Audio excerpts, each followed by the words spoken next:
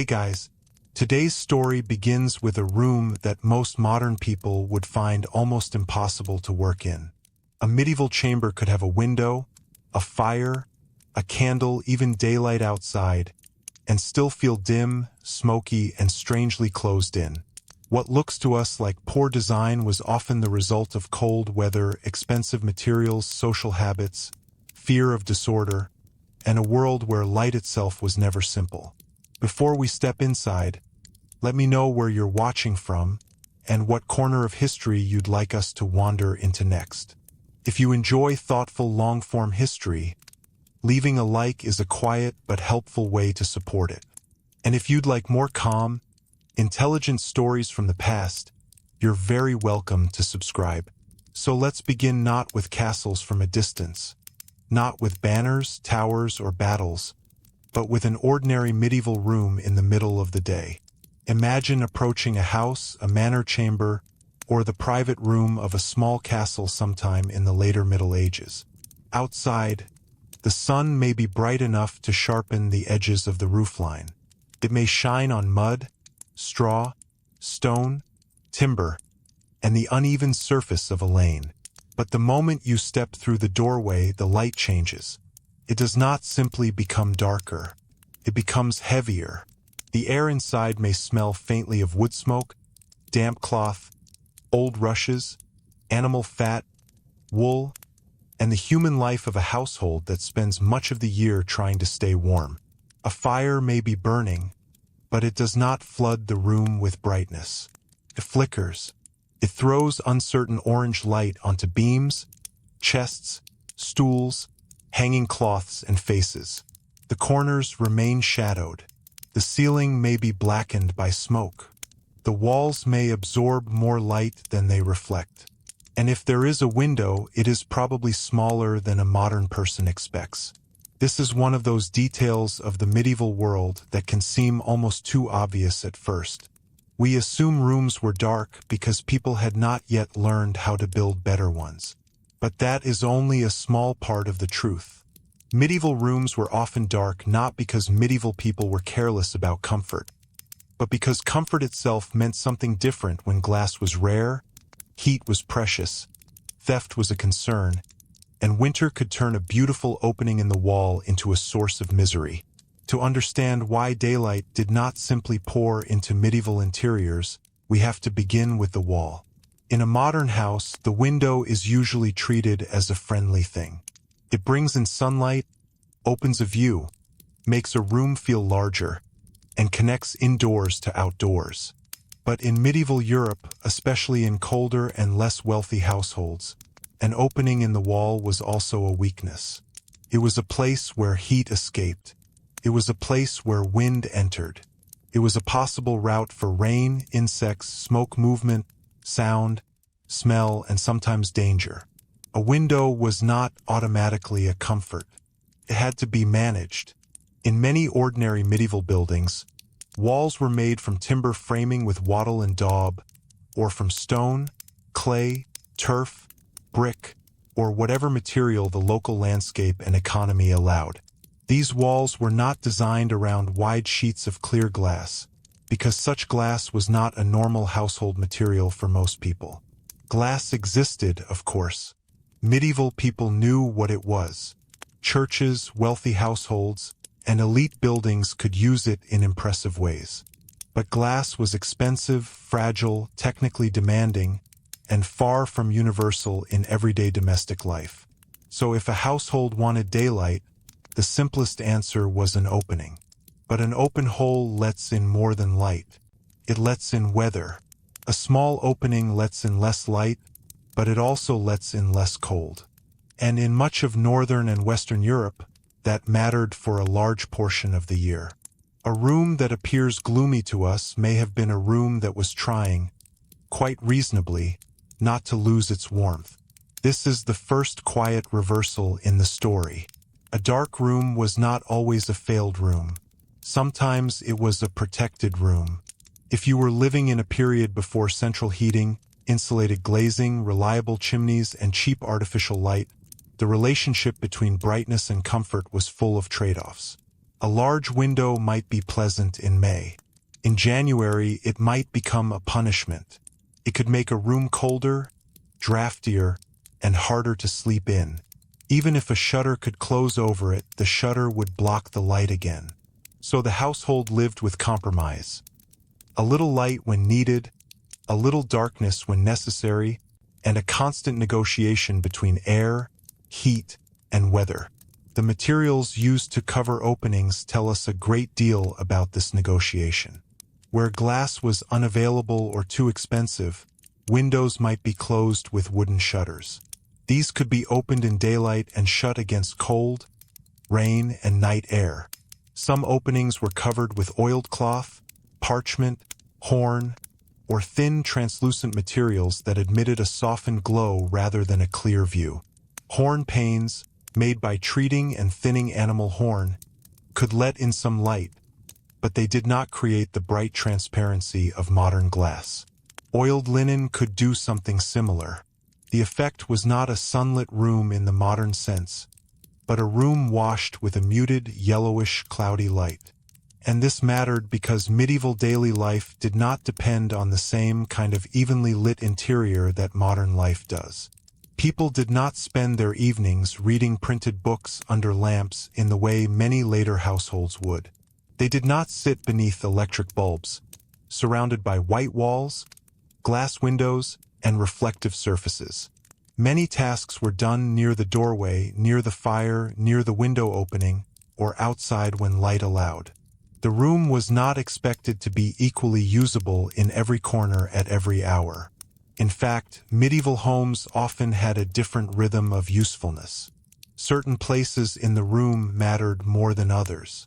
The hearth mattered. The table mattered.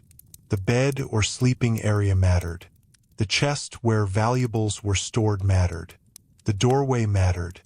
The darkest corners were not failures of design so much as accepted parts of the space. People understood where to stand to mend something, where to sit to spin or card wool, where to place a board near available light, and when to move a task outdoors. This is one reason modern reconstructions can sometimes mislead us. We look at a medieval room as if it were meant to perform like a modern living room, and then we find it deficient. But medieval rooms were not built for our habits. They were built for bodies that moved through a daily pattern shaped by sunrise, seasons, work, smoke, fuel, and the constant presence of other people. Even among the wealthy, darkness did not disappear entirely. Changed form. In a castle or manor house, larger windows might be possible, especially in halls or upper status chambers. Stone buildings could include window seats, traceried openings, or glazed sections in elite settings. But fortification, privacy, warmth, and status still shaped the way light entered. Early castles were not designed primarily as open, airy residences. Many were defensive structures, and although castles evolved into more comfortable homes over time, thick walls and guarded openings remained part of the architectural language. A narrow window might protect. A high window might control access. A deep embrasure might admit light but also show the thickness of the wall that light had to cross. A window in a thick medieval wall is not like a window in a modern apartment. The opening may be wider on the inside than the outside, splayed to spread daylight into the room. But the wall itself creates a tunnel of shadow. Even when light enters, it arrives shaped and limited. It does not fill the room all at once. It falls in a beam, a patch, a slant across plaster or stone, while the rest of the chamber remains in half-light. There is something important in that half-light. It was not merely visual. It affected mood, work, hierarchy, and privacy. In a great hall, light could dramatize rank without anyone needing to say so. The Lord's table might be better placed, the dais more visible, the fire larger, the hangings richer. In a private chamber, dimness could make the room feel enclosed, guarded, almost inward-looking. Medieval interiors often used textiles, wall hangings, bed curtains, cloths, canopies, not simply as decoration, but as warmth, insulation, status, and softness in hard spaces. These fabrics could brighten a room if they were richly colored, but they could also absorb light and create pockets of shadow. And then there was smoke. Modern people often imagine the medieval room lit by a cheerful fire. But the fire was not only a source of warmth and light. It was also a source of soot, fumes, and constant management. In earlier or poorer buildings, smoke might escape through a hole in the roof, a louvre, gaps in the structure, or simply by finding its way out as best it could. Chimneys became more common over time in wealthier houses, and their spread changed domestic life. But smoke remained a familiar presence in many interiors for centuries. Smoke darkened beams, stained walls. It could sting the eyes, cling to clothing, and turn the upper part of a room into a murky zone. Even where the lower air was breathable, the ceiling might be shadowed and blackened. A room that began with pale plaster might not remain pale. The surfaces of daily life were changed by the things people needed in order to survive. Here again, a modern assumption begins to crack. We may think of darkness as the absence of technology, but sometimes it was the consequence of technology being present in its older form. Fire gave heat, cooked food, hardened tools, dried clothing, and gathered the household. Yet it also consumed air, made smoke, created soot, and forced the room to organize itself around flame rather than clean illumination. Candles and lamps added another layer, but not the layer modern imagination often gives them. A candle in a dark medieval room can look beautiful in film. It can make stone walls glow and faces seem mysterious. But in ordinary use, candles were resources, not atmosphere. Wax candles were relatively expensive and often associated with churches, wealthier households, or special occasions. Tallow candles, made from animal fat, were cheaper but smoky, smelly, and less pleasant. Rushlights, made from dried rushes dipped in fat, could provide light, but not strong, steady light by modern standards. Oil lamps existed too, depending on region and available materials, but all artificial lighting required fuel, labor, and decision. Light costs something. That is one of the simplest and most important facts. Today, a person walks into a room and touches a switch without thinking of the chain of labor behind it. In a medieval household, every extra flame had to be produced, maintained, and justified. Someone had to make or buy the candle. Someone had to trim it. Someone had to accept the smell, the smoke, the risk of fire, the use of fat or wax that might have other value. Even a small light was not free. So people did not necessarily light a room just because it was dim. They lit it when the task was worth the expense. They worked by daylight when possible.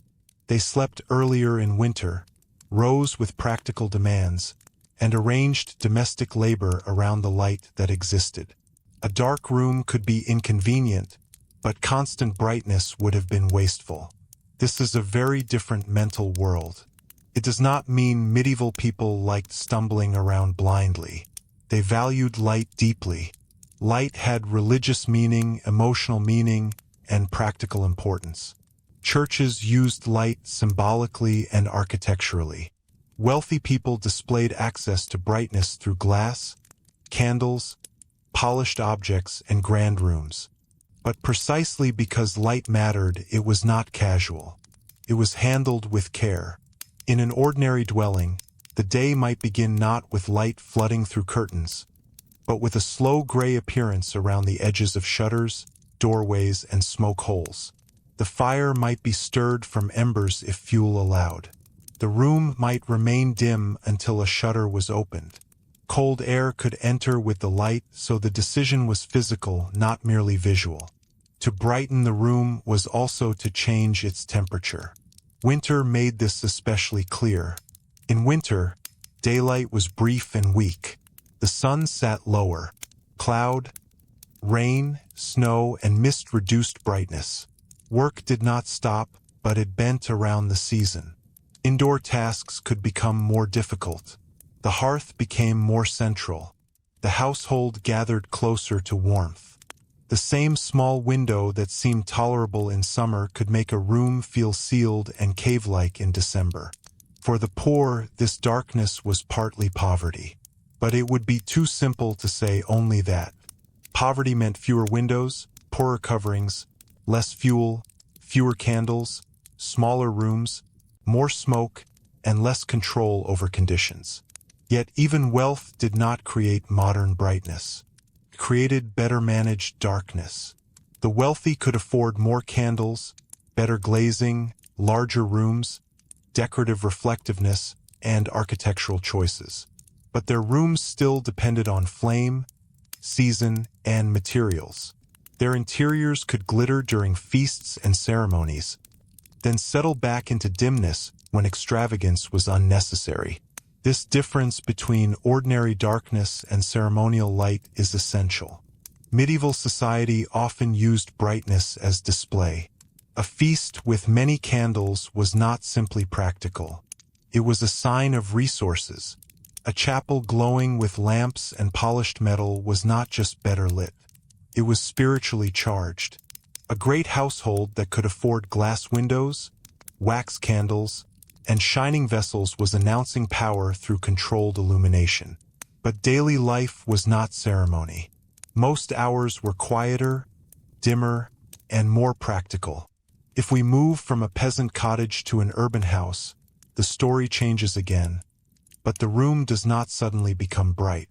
Medieval towns could be crowded, with narrow streets and overhanging upper stories that reduced the amount of sunlight reaching lower windows. Houses might be built close together.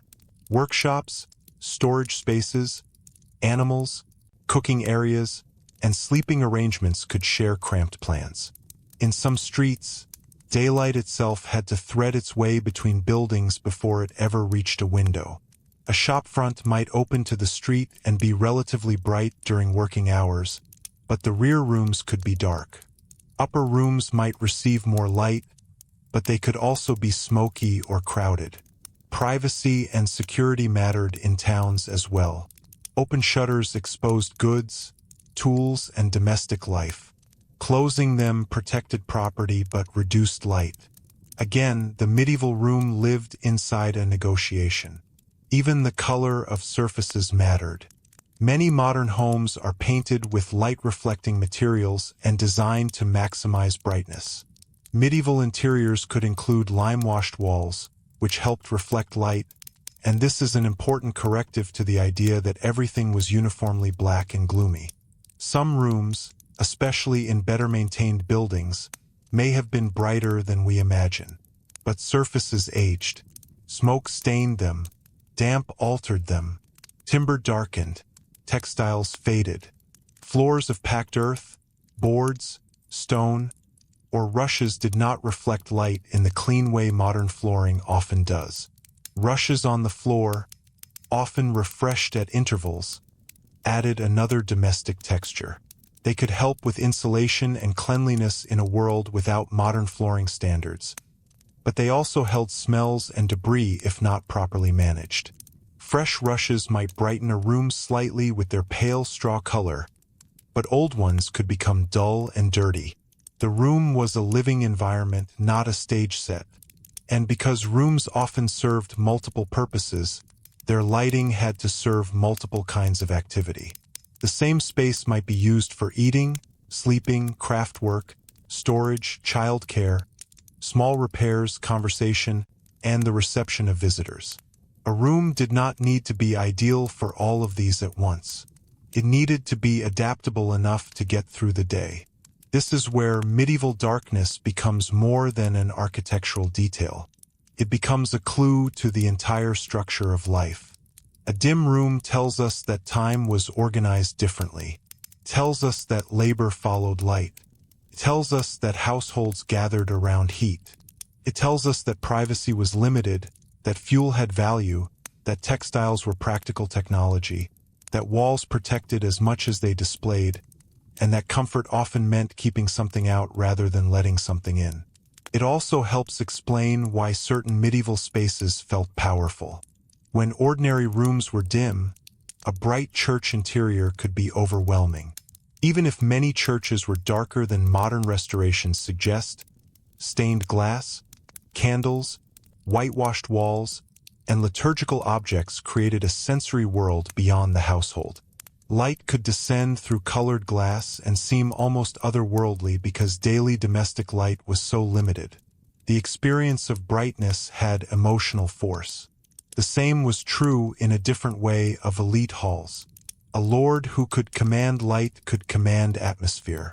A great fire, candles, polished metal, painted walls, and glazed windows were not minor luxuries. They shaped how authority felt. They made power visible. Still, it is important not to flatten medieval experience into misery. People adapted. Their eyes adjusted. Their expectations differed.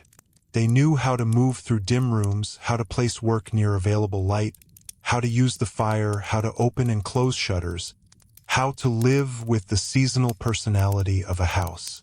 Darkness was not always experienced as deprivation in the way a modern person might experience it after a power cut. It was part of the ordinary texture of the world. But adaptation is not the same as comfort. A woman trying to sew in poor light still strained her eyes. A scribe needed careful illumination. A cook worked amid smoke, heat, and shadow. Children learned the geography of rooms by touch and habit. Older people with weakening sight may have found dimness especially limiting. The medieval interior was familiar, but familiarity did not erase difficulty. And this is one of the reasons the subject is quietly compelling. It forces us to reconsider the past at the level of the senses. History is often told through kings, wars, laws, plagues, and inventions. But most of human life has been lived in rooms. The way a room smells, warms, darkens, echoes, and closes around the body can tell us as much about an age as a battle date. A medieval room in daylight was shaped by an entire economy of limits. Glass had to be made. Timber had to be cut. Stone had to be quarried. Fuel had to be gathered. Candles had to be produced. Cloth had to be woven. Labor had to be spent. Every comfort was attached to work somewhere. Nothing was effortless. So when we ask why the room was dark, we are really asking why medieval life was organized around scarcity, protection, and adaptation. And the answer lies not in one cause, but in a web of causes. Climate, material culture, building practice, social rank, urban density, fuel supply, fear of fire, cost of lighting, and the long, slow development of domestic architecture. There is another layer too, and it is easy to miss.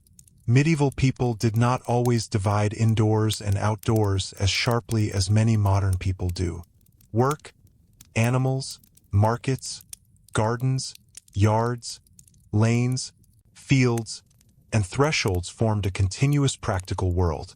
The interior was not the only place where life happened. Daylight was often used where daylight was strongest. Outside, at the doorway, in the yard, in the field, by an open shop front. A dark room did not necessarily mean a dark day.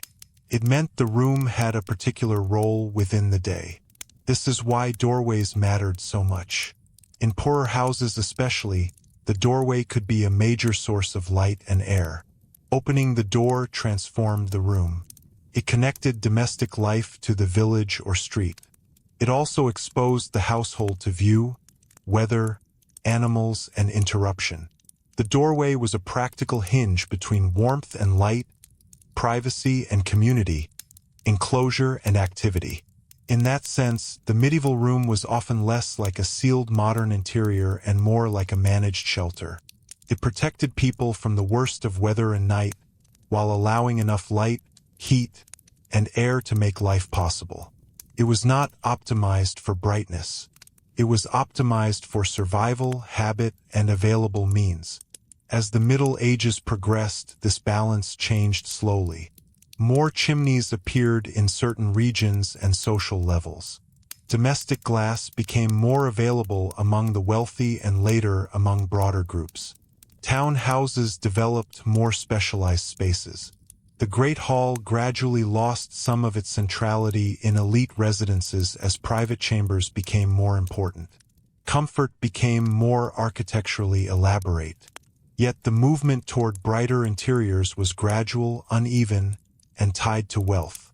A room in a 15th-century merchant's house in a prosperous town could be very different from a rural cottage in the 11th century. A noble chamber in late medieval England, Burgundy, or northern Italy could contain comforts that ordinary villagers would rarely see. But across these differences, the basic truth remained. Daylight was precious, and the built environment handled it cautiously. One of the most revealing details is the use of shutters even when glass was present. Glass did not always open and close like modern windows. Sometimes the glazing was fixed, or only part of the window could be opened. Shutters remained important for security, insulation, and weather protection. A window system might include both translucent material and wooden closure, giving the household control but not effortless brightness. Light entered according to need, weather, and time of day. And where glass was used, it was often not the broad transparent sheet we imagine. Medieval glass could be uneven, colored, small-paned, or set into lead. It might distort the view. It might glow beautifully without allowing sharp visibility. In churches, this could be magnificent. In domestic rooms, it could be useful and prestigious. But it did not erase the shadows created by architecture, smoke, and limited surface reflection. The window, then, was not simply a hole for daylight. It was a social object. It showed wealth. It changed the warmth of a room. It affected privacy. It altered the relationship between household and street. It could be admired, taxed, repaired, guarded, and inherited as part of the fabric of a house. To have better light was, in many cases, to have better resources. This helps explain why medieval literature and religious writing could treat light with such intensity. Light was not just background. It was revelation, purity, grace, knowledge, divine presence, status, and joy. Darkness could mean ignorance, danger, sin, secrecy, rest, protection, or simply night. These symbolic meanings were not detached from daily life. They grew out of a world where light was materially limited and emotionally powerful. When a modern viewer sees a dark medieval room, the first instinct may be to ask, why didn't they just make bigger windows? But bigger windows were not just bigger windows. They were colder rooms, weaker walls, higher costs, greater exposure, and more maintenance. They were a choice that only made sense under certain conditions. Medieval builders were not ignorant of sunlight. They were balancing sunlight against everything else. And perhaps that is the quiet lesson hidden inside these dim interiors. Much of medieval life was not a matter of people failing to want what we want. It was a matter of people living within constraints that made our solutions impossible, impractical, or even undesirable. Brightness was good, but warmth was good too. Fresh air was good, but smoke had to go somewhere. Openings were useful, but protection mattered. Candles helped, but they cost money and labor. Every improvement had a price. If we step back into that room now, the darkness begins to feel less like a mystery and more like a map. The small window tells us about glassmaking and winter. The shutter tells us about cold and caution. The soot-blackened ceiling tells us about fire before clean ventilation. The dim corner tells us about multifunctional space. The candle, if there is one, tells us about economy. The patch of daylight near the wall tells us where the day's careful work may happen. And as the eye adjusts, the room becomes more legible. A chest sits along the wall, heavy and practical, containing cloth, tools, or valuables. A bench stands near the hearth. A pot hangs where heat can reach it. A bed or pallet may be tucked into a warmer position, perhaps with curtains in a wealthier setting to trap heat and create privacy. The household is not arranged around aesthetics alone. It is arranged around staying alive, getting work done, and preserving what little comfort can be claimed. The surprising thing is that darkness itself could create forms of intimacy. In the evening, when the outside world narrowed and the fire became the center, stories, prayers, work, and rest gathered into a smaller circle. The room did not need to be fully lit for everyone to know where everyone else was. Voices mattered. Familiar movements mattered. The glow of embers could be enough to mark the shape of daily life. But this intimacy had a hard edge. Smoke was still smoke. Cold was still cold. I strain was still I strain. Fire was always dangerous. A spark in a room filled with rushes, timber, cloth, and stored goods could be terrifying. Lighting the room was never entirely innocent. More flame meant more visibility, but also more risk. In a world built from combustible materials, darkness sometimes meant safety. That risk shaped behavior in ways easy to overlook. A household might ration evening work not only because candles cost money, but because open flame had to be watched. People did not leave lights burning casually. They banked fires, covered embers, protected flame, and lived with an awareness that warmth and disaster came from the same source. The medieval room, then, was not simply dark because daylight failed to enter. It was dark because every source of light carried a condition. Sunlight brought cold through openings. Fire brought smoke and danger. Candles brought cost. Lamps brought fuel needs. Glass brought expense. Wider windows brought exposure. Brightness was possible but rarely free. And this brings us to one of the deepest differences between their world and ours. Modern life has made light feel neutral. We expect it to be available, clean, safe, and almost weightless. For medieval people, light was tied to season, labor, money, weather, rank, architecture, and risk. It had texture. It had smell. It had temperature. It had social meaning. Once we understand that, a medieval dark room in daylight stops being merely a gloomy image. It becomes a small historical document. It records the limits of technology, the value of heat, the cost of comfort, the organization of work, and the practical intelligence of people who lived without modern abundance. And yet, the story does not end with the room itself. Because once we understand why medieval interiors were dark, another question opens.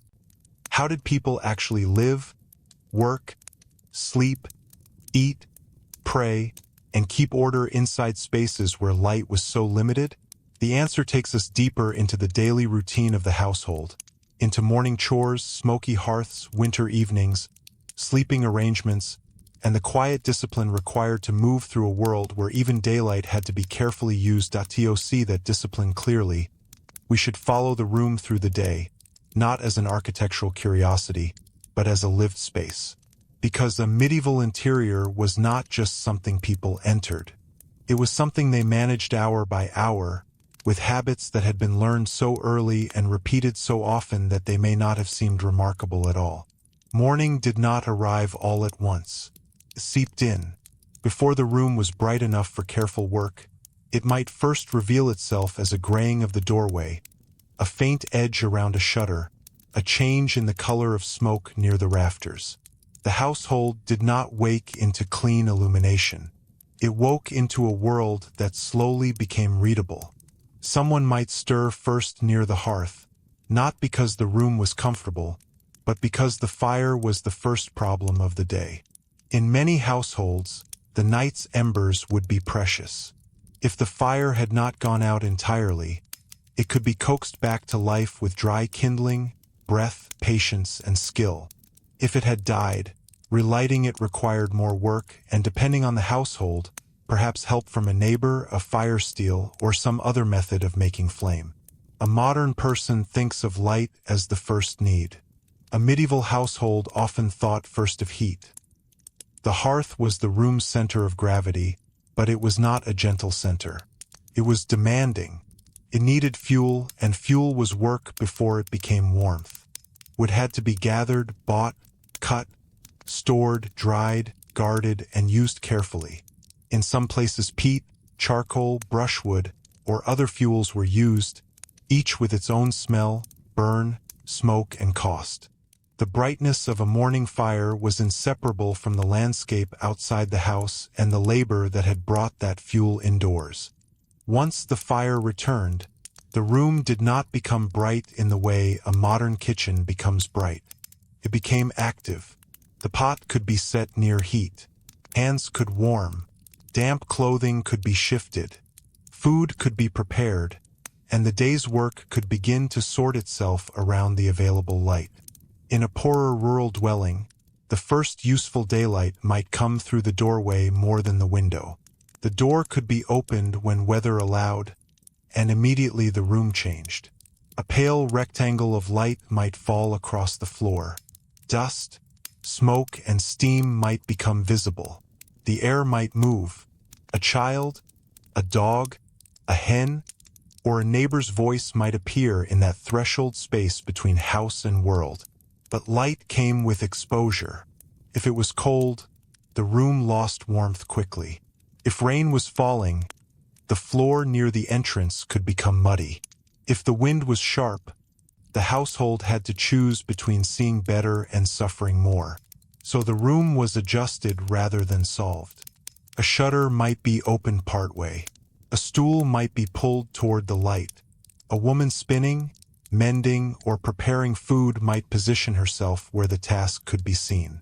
A man repairing a tool might move near the door or outside entirely. Children might be sent where they were useful or at least out from underfoot.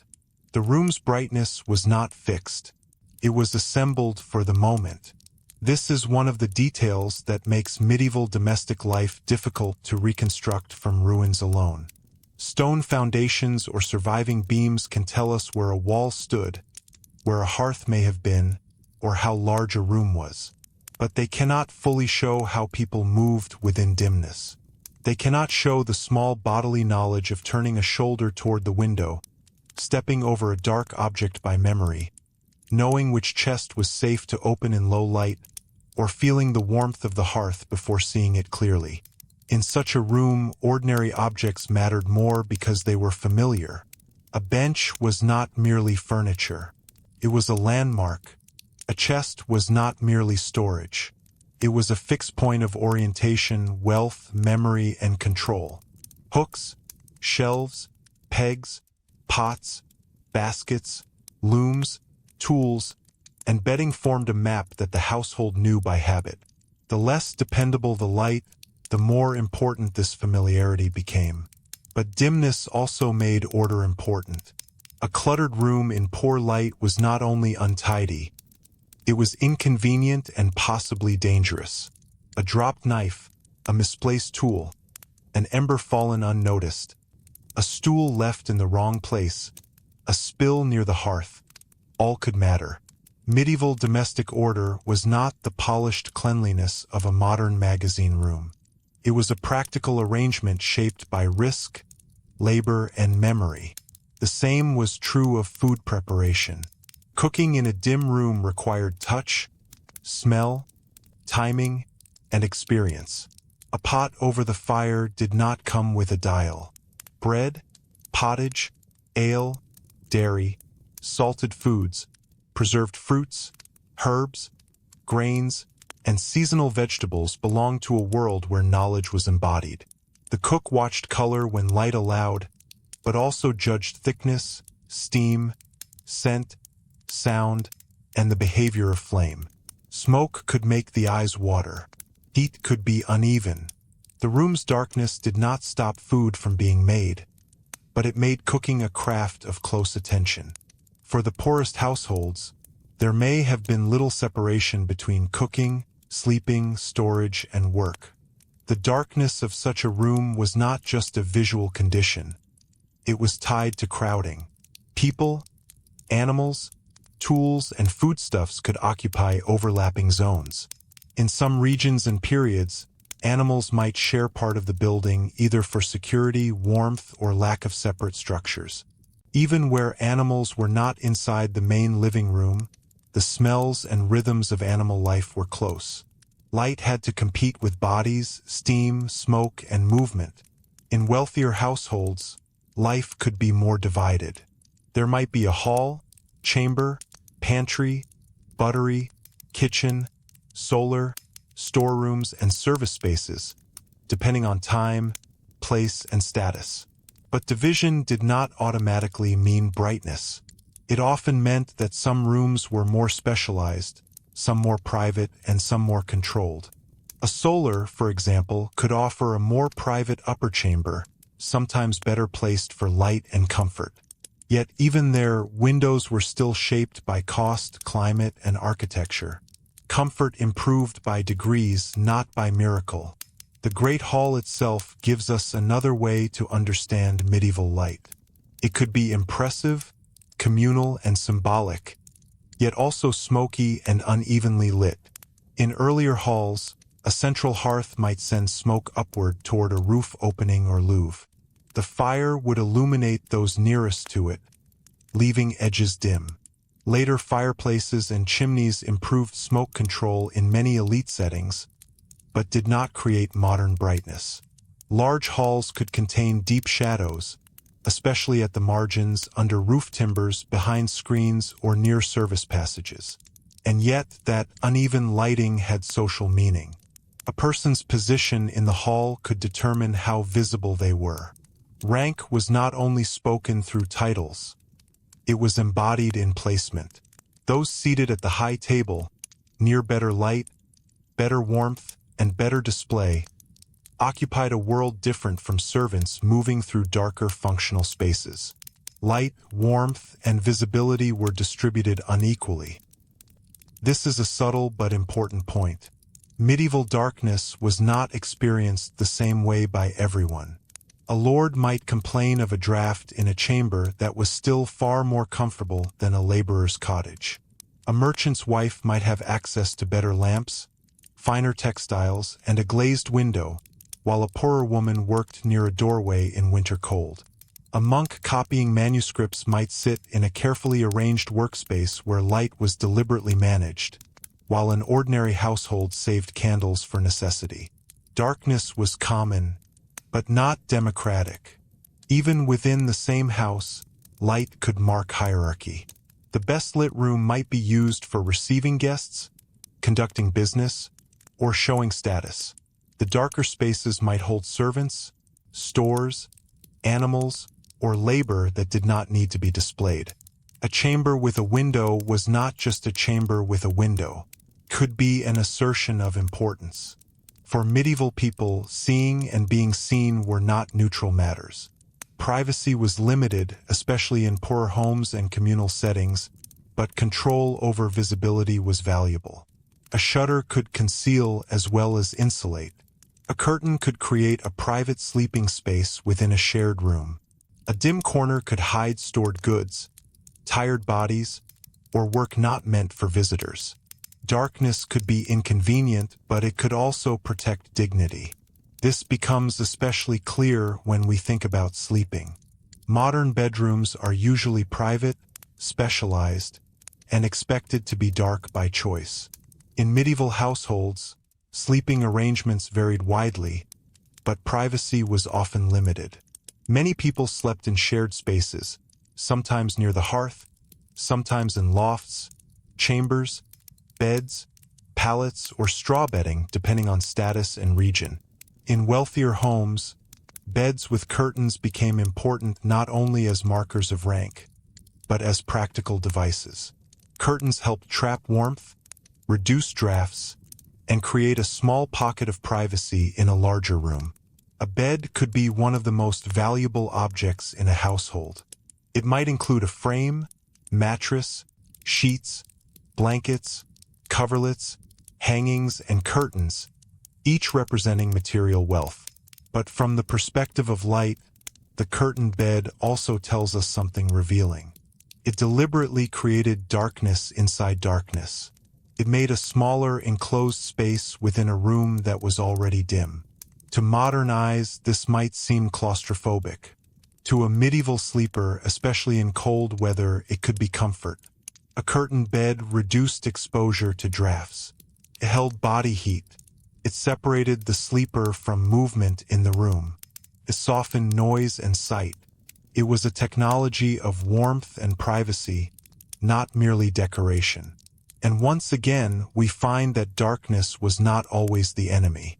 Sometimes the problem was not too little light, but too little enclosure, too little warmth, too little separation from others. A person who owned a curtained bed was not trying to brighten the night. They were trying to make it survivable, respectable, and their own. Of course, night was a different matter from daylight. The original question asks why rooms were dark even in daylight, but medieval darkness cannot be fully understood without night, because night shaped the value of every daylight hour.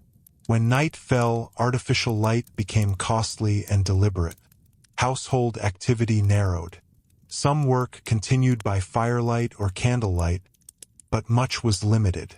Social life might gather around the hearth.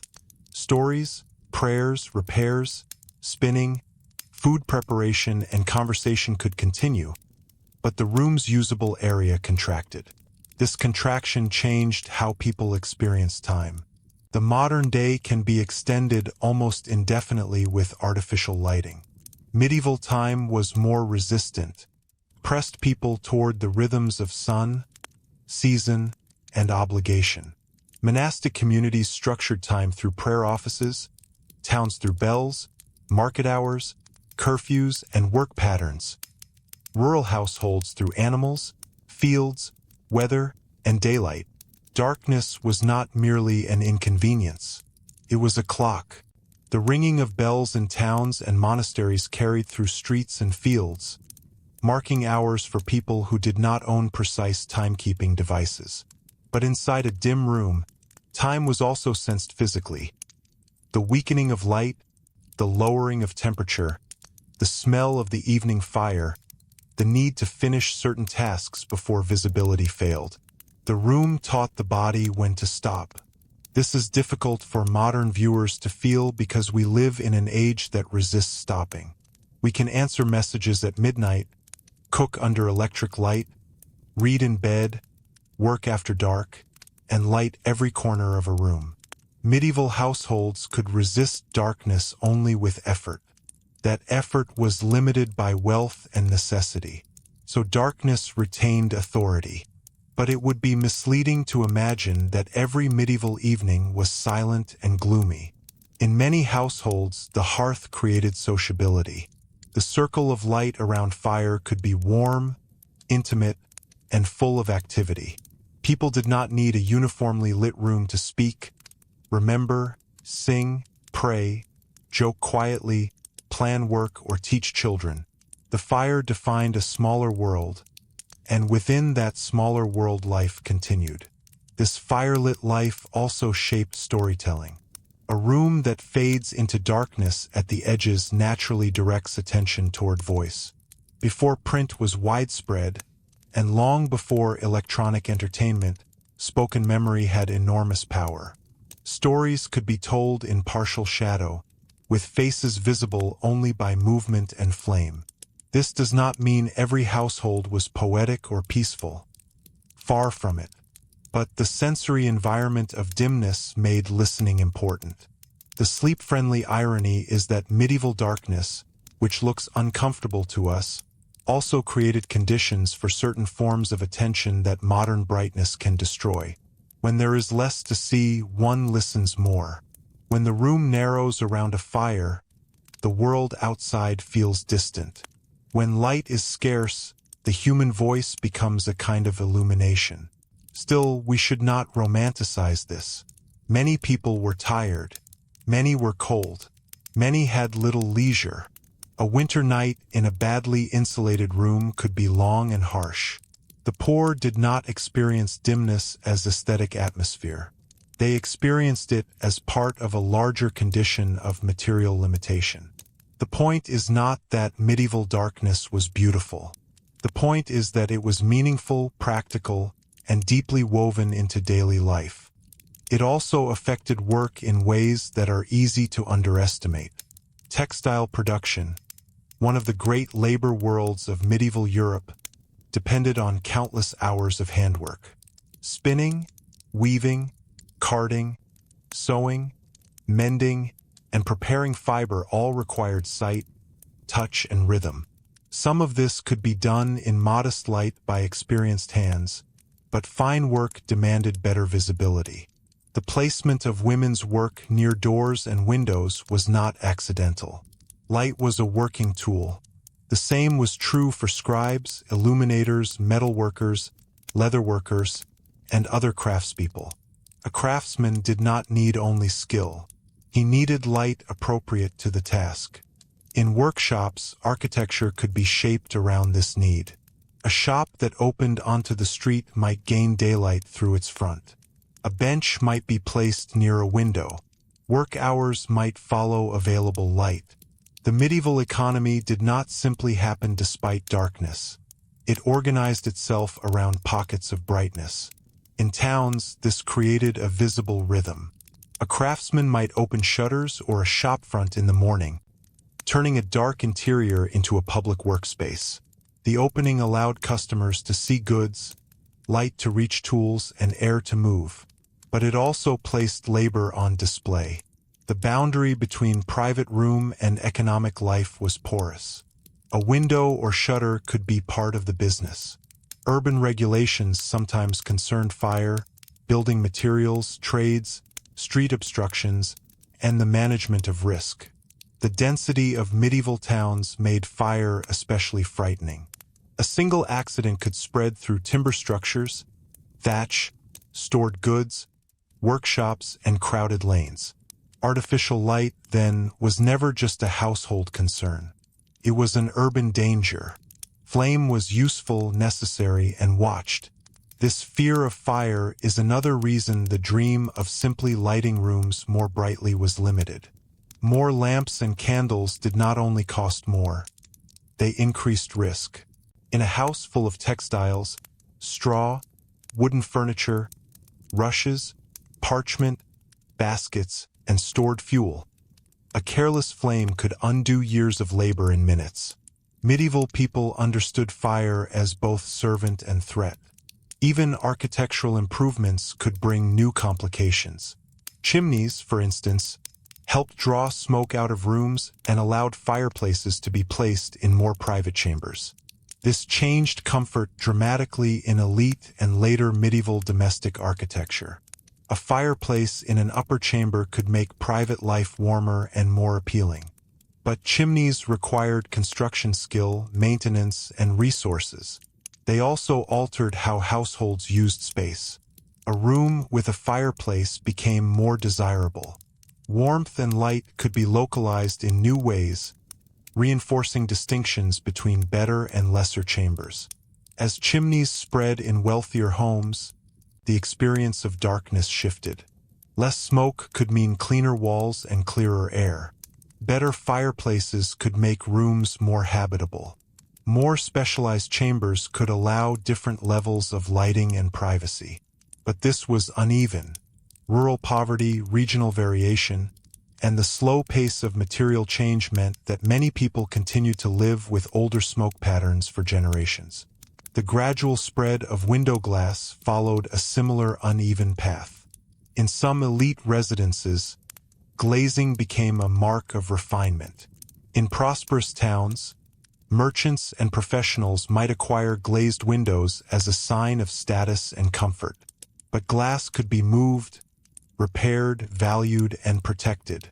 It was not simply built into every room as an expected feature. In some cases, glazed panels might even be taken when a household moved, because they were valuable possessions. That idea can surprise modern viewers. We think of windows as part of a building, almost inseparable from it. But in a world where glass was expensive, the boundary between architecture and movable wealth could be less obvious. The window was not merely an opening, could be an investment, and the light it admitted was still filtered through medieval reality. Small panes, lead framing, uneven surfaces, and imperfect transparency produced a softer interior brightness. The room might be improved, but not transformed into a modern sunlit space. To understand medieval interiors, we have to stop imagining an abrupt leap from darkness to light. The change was incremental. Less smoke here, more glazing there, better fireplaces in one chamber, improved shutters in another, more candles for a feast, a brighter workspace near a shopfront. Yet even small improvements mattered. A clearer window could extend the hours of fine work. A cleaner hearth could reduce eye irritation. A better placed opening could change the usefulness of a room. A whitewashed wall could reflect just enough daylight to make a task easier. Medieval domestic history is full of these modest gains, not dramatic inventions alone, but small adjustments that made daily life more workable. There is a temptation, when thinking about dark medieval rooms, to imagine people passively enduring bad conditions. But medieval households were constantly adapting. They hung cloth to block drafts. They opened shutters to catch light. They closed them against weather. They moved work outdoors. They placed benches near openings. They used pale surfaces when possible. They conserved fuel. They learned which tasks required the best daylight and which could be done in half-light. They lived in a world of constraints, but not without intelligence. This is what trust in history often requires. Not laughing at the past for lacking our conveniences, and not romanticizing it as simpler or purer. The medieval room was both ingenious and uncomfortable, protected and confined. It warmed and smoked. It sheltered and darkened. It could be intimate, frustrating, beautiful, dangerous, and ordinary all at once. If we imagine a late afternoon in such a room, the balance begins to shift again. The daylight that entered through the window or doorway weakens. The useful patch of brightness moves, thins, and disappears. Tasks that require sight must be finished or postponed. Someone may bring in fuel. Someone may close a shutter. The door may be pulled nearer shut. The air changes.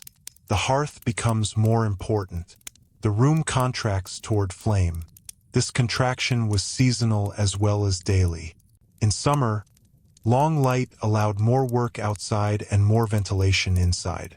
A room could be opened more freely. Smoke might trouble the household less if air moved through. Certain tasks could stretch later. But in winter, the room became more enclosed. Shutters stayed closed longer. Doors opened reluctantly. Dampness gathered. Clothes took longer to dry. People and animals drew nearer to warmth. The same house had different personalities across the year. A medieval room, then, cannot be understood as a fixed photograph. It was a changing environment. Morning dimness differed from evening dimness. Summer shadow differed from winter gloom. A feast night differed from an ordinary night. A wealthy chamber differed from a servant's sleeping space. A town workshop differed from a rural cottage. Darkness was not one condition but many, and yet a common thread runs through them. Light was always negotiated. It was never assumed. This negotiation extended into religious life inside the home. Many households had devotional objects: a cross, an image, a small shrine, a prayer book in wealthier settings, or other signs of piety. The light by which these were seen mattered. A candle before an image was not merely illumination. It was an offering, a gesture, a focus of attention. In churches, candles and lamps had liturgical meaning. In domestic spaces, smaller acts of lighting could also carry emotional and spiritual weight. To light a candle in prayer was different from lighting one simply to find a tool. It marked intention. It transformed a corner of the room. For a few moments, flame made an object present, visible, honored. In a dim world, Such small islands of light could feel powerful. This spiritual dimension did not erase practical concerns. Candles still cost money. Wax was especially valued. But the fact that people spent resources on devotional light tells us how meaningful light could be. It was worth offering because it was not cheap. In elite settings, light and devotion could become spectacular. Chapels, altars, reliquaries, stained glass, polished metalwork, and white stone or plaster could create a radiant atmosphere designed to move the senses. The contrast with ordinary domestic dimness made such spaces even more effective. The sacred did not have to compete with fluorescent abundance. It entered a world where brightness itself could feel like an event. This may help explain why medieval descriptions of heavenly light can sound so intense. For people accustomed to smoky interiors, winter gloom, and costly flame, the idea of unending radiance was not abstract. It answered a sensory longing. Paradise was not only peace and salvation. It was brightness without fuel, warmth without smoke, visibility without risk. Back in the household, however, the practical day continued. As evening approached, food might be served. In a hall or cottage, eating in dim light changed the experience of the meal. People knew dishes by smell, habit, and proximity. Table manners, hierarchy, and household order mattered partly because visibility was limited. A servant carrying food through a dim hall needed familiarity and discipline. A family sharing a pot near the hearth relied on routine. A feast, by contrast, could use extra lighting to display abundance, rank, and hospitality. Feasting light was not just for seeing the food. It made the event itself. Candlelight on metal cups, knives, salt cellars, cloth, painted surfaces, and faces created a world apart from ordinary dimness. The more lights a household could afford to burn, the more impressive the occasion. Brightness became generosity made visible. But when the feast ended, the room returned to itself. Candles were not left to burn wastefully. Fires were managed. Darkness reclaimed the corners. The glow reduced. The house settled into its ordinary economy. The rhythm of light and darkness was therefore a rhythm of status too. Ordinary dimness made extraordinary brightness meaningful. A modern banquet hall filled with electric light cannot easily reproduce that contrast. Medieval splendor depended partly on the fact that most life was not splendid. This contrast also shaped clothing and color. In low light, bright textiles, metal ornaments, embroidery, and pale linen could stand out. Wealthy clothing was not only a matter of fabric cost. It interacted with the lighting conditions of halls, churches, and processions. Gold thread, jewels, polished buckles, and rich dyes caught available light in ways that announced rank. In a dim interior, even a small glint mattered. Medieval people were not indifferent to beauty. They lived among color, pattern, symbol, and texture. But their beauty often worked differently from modern brightness. It might be concentrated rather than evenly distributed. A painted chest, a wall hanging, a lit altar, a lord's garment, a polished vessel, a small window glowing at sunset. The dark room could make these points of color and light more intense. This is another gentle reversal. The darkness did not always erase beauty. Sometimes it framed it. Yet for daily labor, beauty was secondary. As night deepened, the household faced the final tasks of the day. Tools had to be put away, animals checked, food covered, embers secured, doors barred, shutters closed, children settled, bedding arranged. In towns, curfews might be announced, fires ordered covered, movement restricted, or night watchmen active. Darkness outside the room brought its own concerns.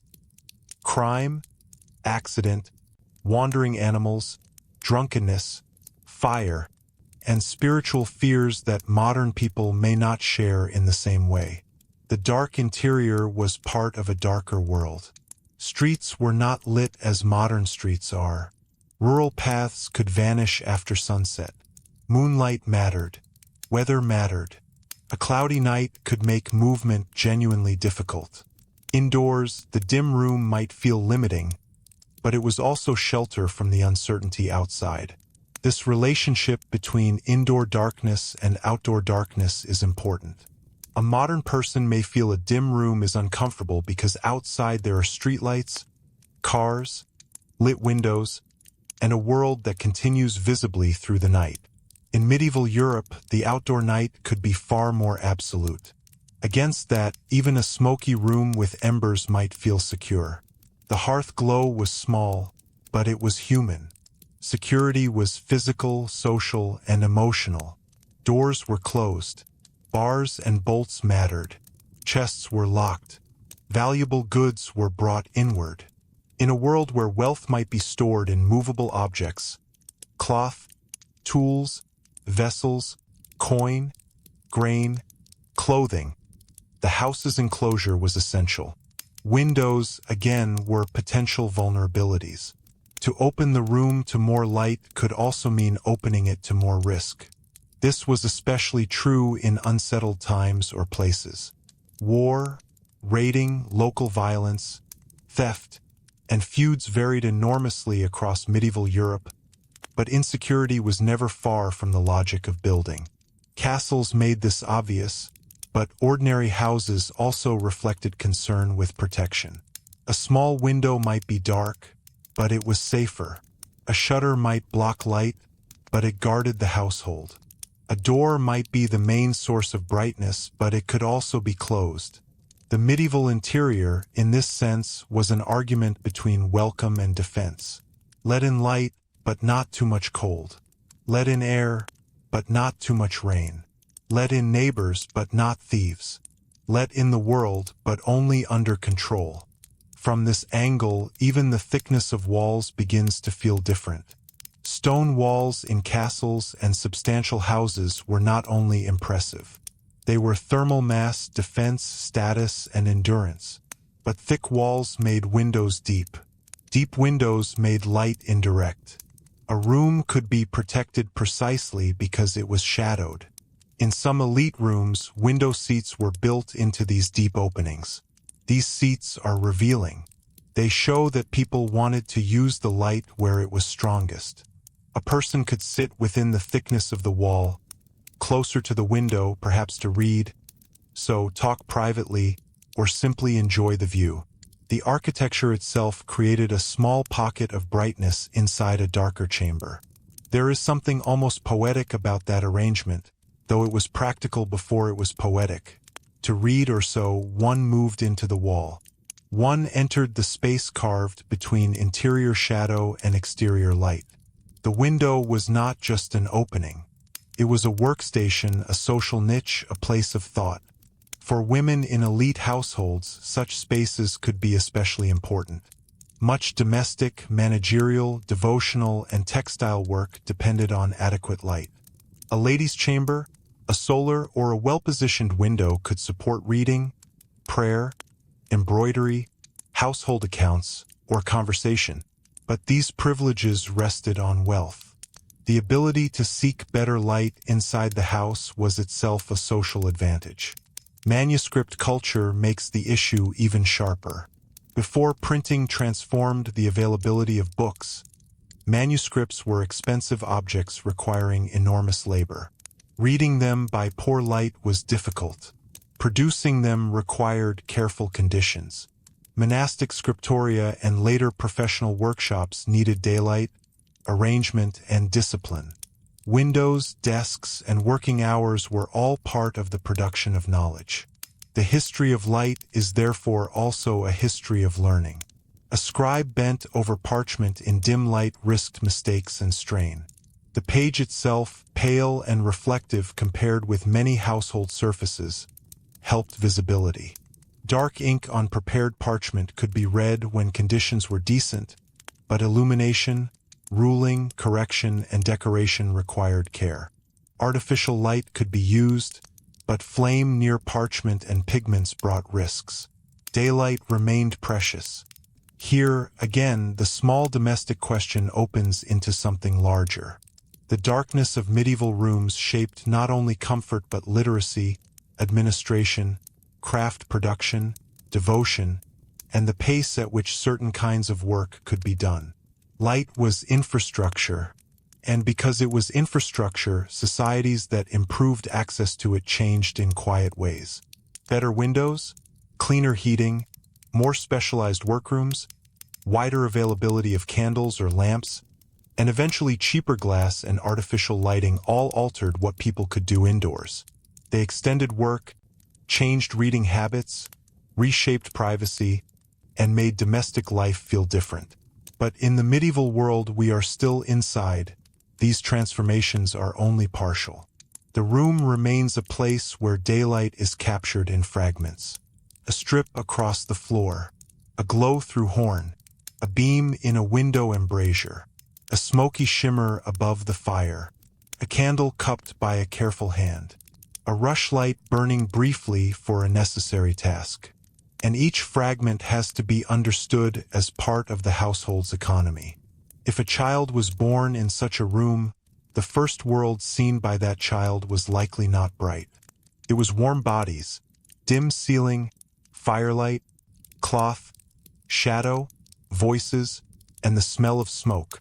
If someone was ill, they might lie in a chamber where air, light, warmth, and privacy were all difficult to balance. Opening shutters might help with air and visibility but chill the patient. Keeping the room closed might preserve warmth, but worsen smoke and stale air. Care was full of compromise. Sickness makes the darkness feel more serious. Medieval medical ideas differed from modern ones, but people were observant. They noticed damp, cold, foul smells, bad air, weakness, fever, and discomfort. They might not explain these things as we would, but they understood that rooms affected bodies. A dark, smoky, poorly ventilated room was not only inconvenient, it could be unhealthy.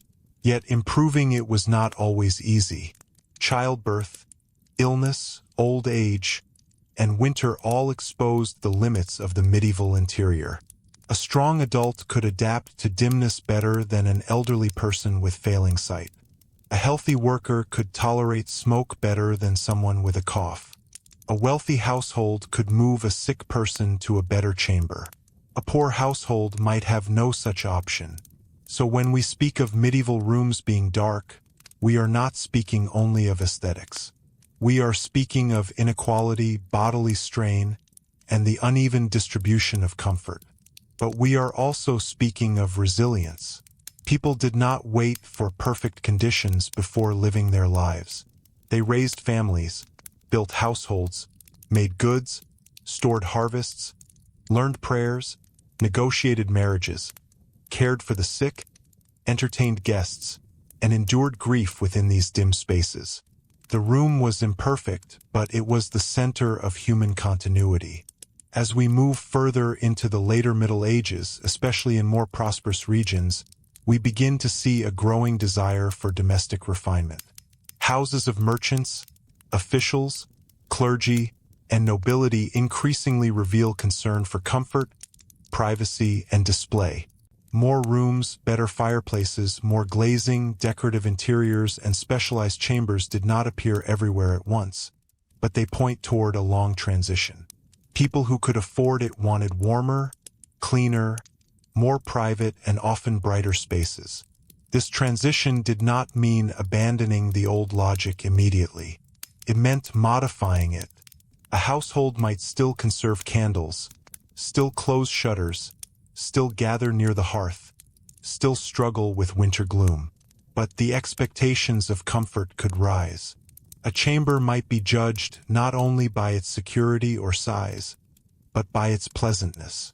Light became part of refinement, and as comfort became more visible, darkness could become more associated with poverty, backwardness, or lesser status. What had once been normal across broad society began, gradually and unevenly, to divide people more sharply. The bright room became an aspiration. Yet medieval brightness remained fragile. A storm could darken the house. A broken pane could be costly. A shortage of fuel could reduce evening light. War or economic disruption could undo domestic comfort. The room's conditions were always tied to larger forces: trade, woodland management, craft skill, taxation, weather, disease, and peace. This is why the small room can never be separated from the wider medieval world. A candle on a table might depend on livestock, butchery, beeswax production, trade routes, church demand, household income, and seasonal labor. A pane of glass might depend on specialized craftsmen, furnaces, fuel, transport, and money. A warm hearth might depend on access to woodland or market fuel. A shutter might depend on carpentry. Even a patch of daylight depended on the social decision to build an opening in a certain way. The medieval room was not isolated from history. It was history made domestic. And now, having followed the daylight from morning to evening, from hearth to window, from cottage to hall, we can begin to look more closely at the people inside these rooms. Not as silhouettes in a gloomy setting, but as men, women, children, servants, craftspeople, monks, merchants, and nobles whose lives were shaped by the simple question of where the light fell. Because the next layer is not just why the rooms were dark, but how different people learned to use that darkness differently, and how the same dim interior could mean hardship, status, privacy, devotion, danger, or comfort depending on who stood within it. For the poorest people, that darkness was usually not a matter of atmosphere at all. It was the ordinary background of work. A small cottage or one-room dwelling did not offer many choices about where to stand, where to sleep, or where to keep possessions. The family learned the room by repetition, and the room taught them what could be done there. Near the door, there might be enough light to sort vegetables, mend a strap, twist fiber, repair a tool, or clean a pot. Near the hearth, there was warmth, but also smoke. Against the wall, there might be storage, bedding, or a place where children were expected to keep out of the way. The best light and the best heat were rarely in the same place. That simple fact shaped the body. A person might work with cold hands in the brighter doorway, then move closer to the fire to warm them, then return to the light before it faded. Someone sewing might angle the cloth toward a pale opening, not because it was comfortable, but because it was possible. A child learning a task might be told not just how to do it, but where to sit while doing it, because in a dim room the wrong position could make work slower or spoil the result. For women especially, the distribution of light mattered because so much domestic labor depended on repeated close work. Spinning could be done by touch and rhythm, but preparation, mending, cutting, sorting, and finer textile work benefited from daylight. Clothing was not disposable. Linen, wool, leather, fur, and other materials represented labor and expense. A tear in a garment was not a minor annoyance to be ignored or cheaply replaced.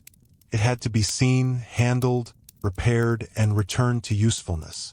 The dimness of a room therefore entered the economy of clothing itself. The same was true of food. Grain needed sorting. Herbs needed picking through. Bones, pots, knives, and wooden vessels had to be cleaned and managed. In poor light, waste became easier and accidents more likely. A small mistake might not seem dramatic, but in a household with limited stores, care mattered.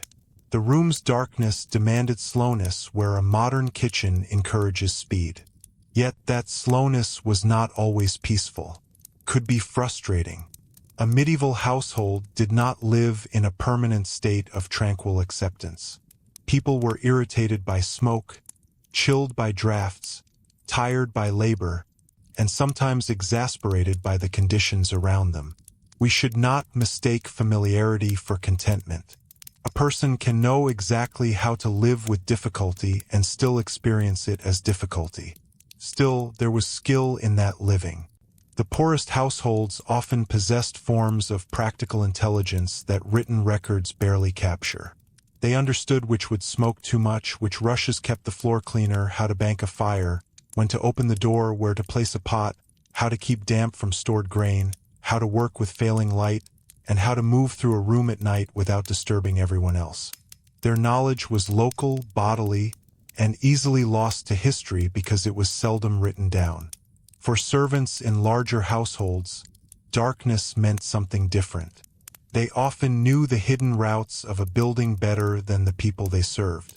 They moved through service passages, kitchens, storage areas, buttery, pantry, scullery, stable, yard, and hall, sometimes carrying food, fuel, water, bedding, messages, candles, or chamber pots.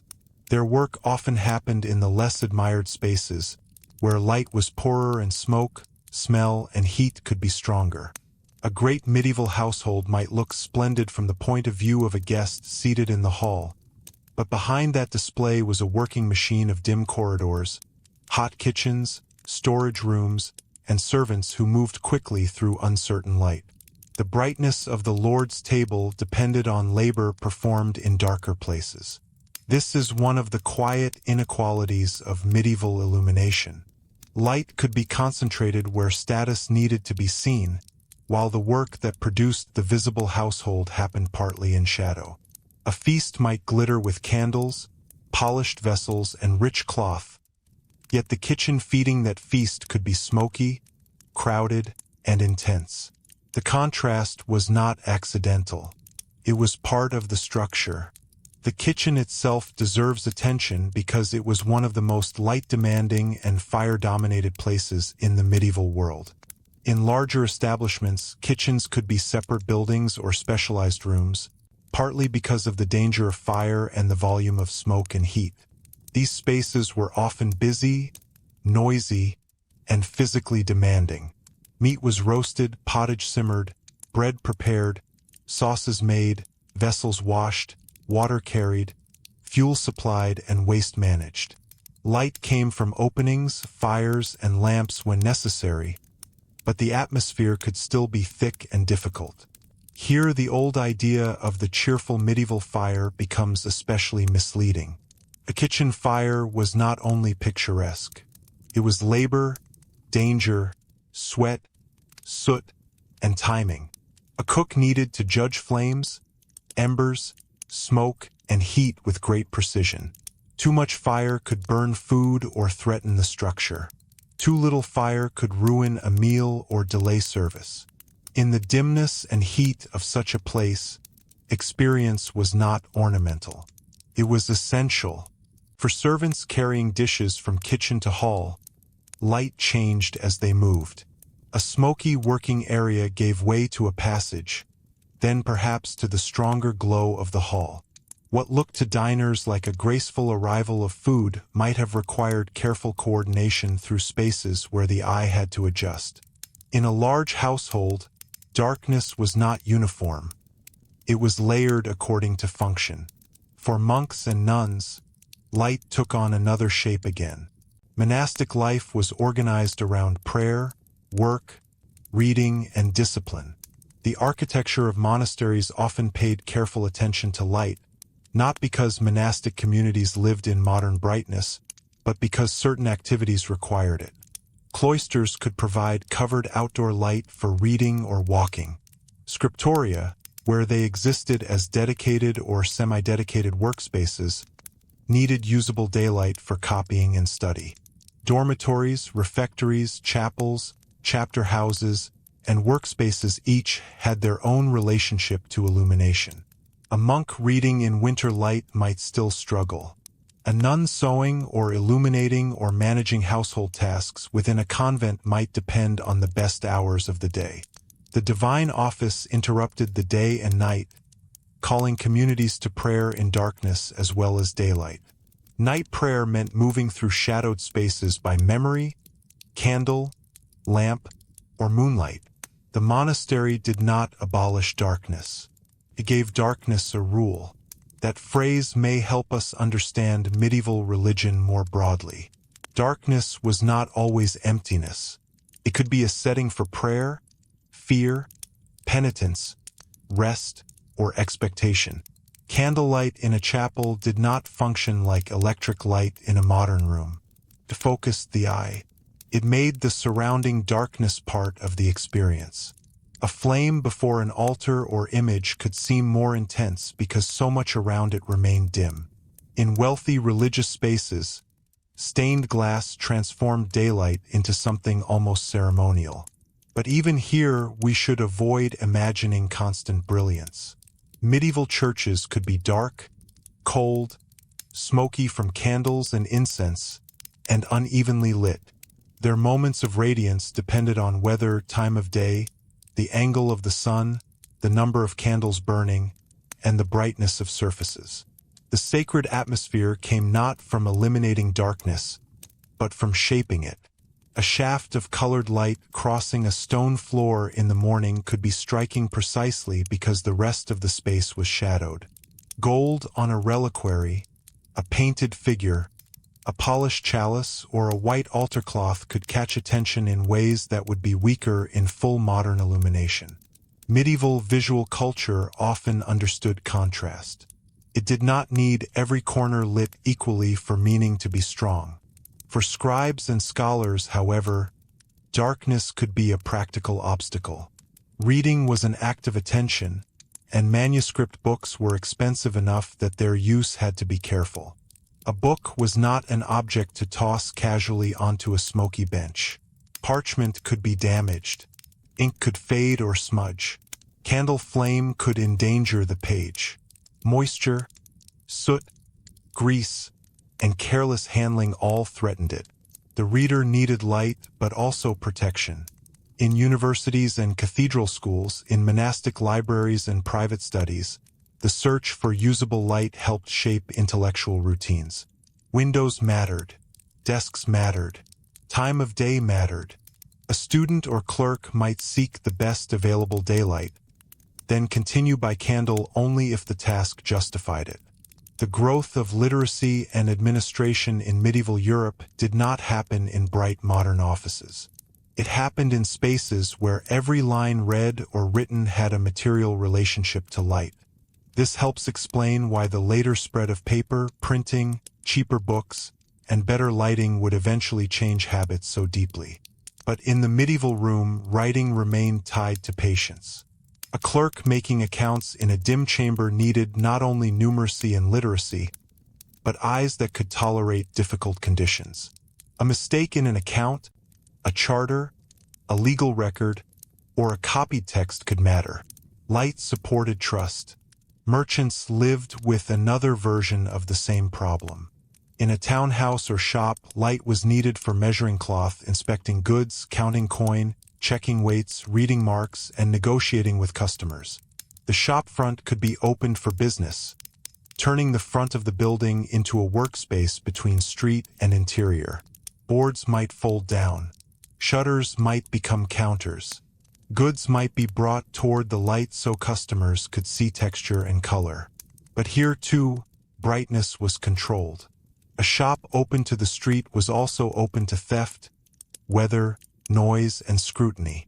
Goods displayed in daylight could attract buyers, but also opportunists. The merchant needed enough openness to sell and enough closure to protect. Medieval commerce, like domestic life, operated at the threshold. Color was especially affected by light. A piece of dyed cloth seen in weak daylight might appear different in a darker room. Fine textiles, spices, metalwork, and other valuable goods were judged by sight, smell, touch, and reputation. A buyer might want to inspect quality in the best possible light, and a seller might understand very well how lighting affected perception. The medieval marketplace was not free from the drama of display. It simply used the tools available. In artisans' workshops, the relationship between darkness and skill could be even more exact.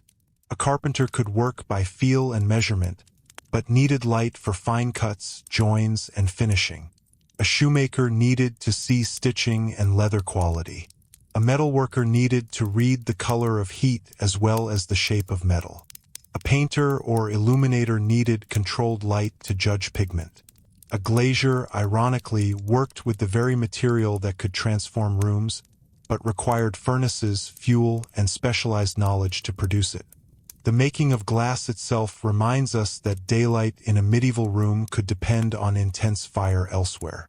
Glassmaking required high heat, skilled labor, raw materials, and fuel. Forests could be affected by the demand for wood.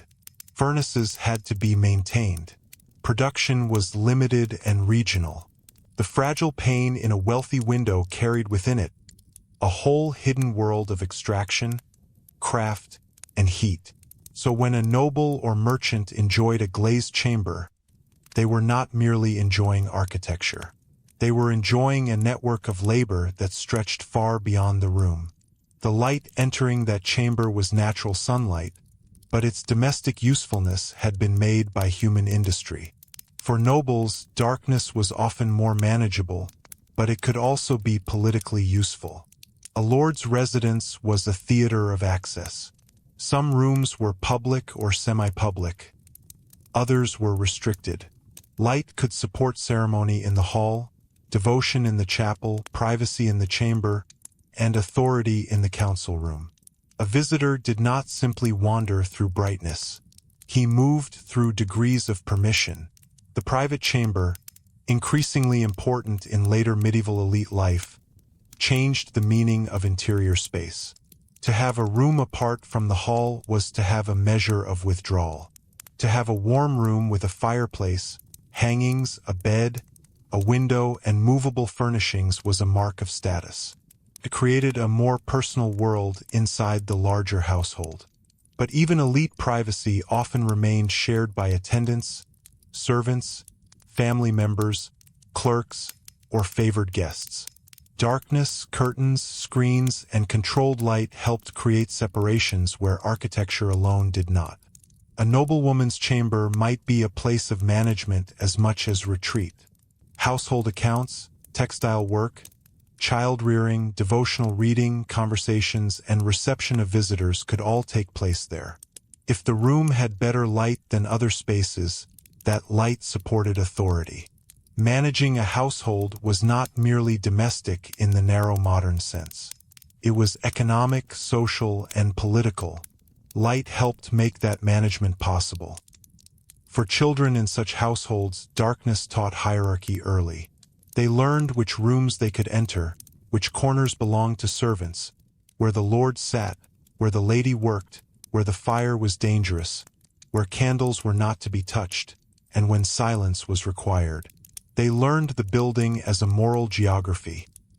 Bright places of display, warm places of family, dark places of storage, forbidden places of authority. For children in poorer homes, the lesson was more basic but no less powerful. They learned to share space. They learned to sleep through movement. They learned to avoid the hearth. They learned to recognize voices before faces in dim evening light. They learned that the day's best light was limited and that work had to follow it. The medieval sense of time entered the body in childhood. Old age made this learned world more difficult.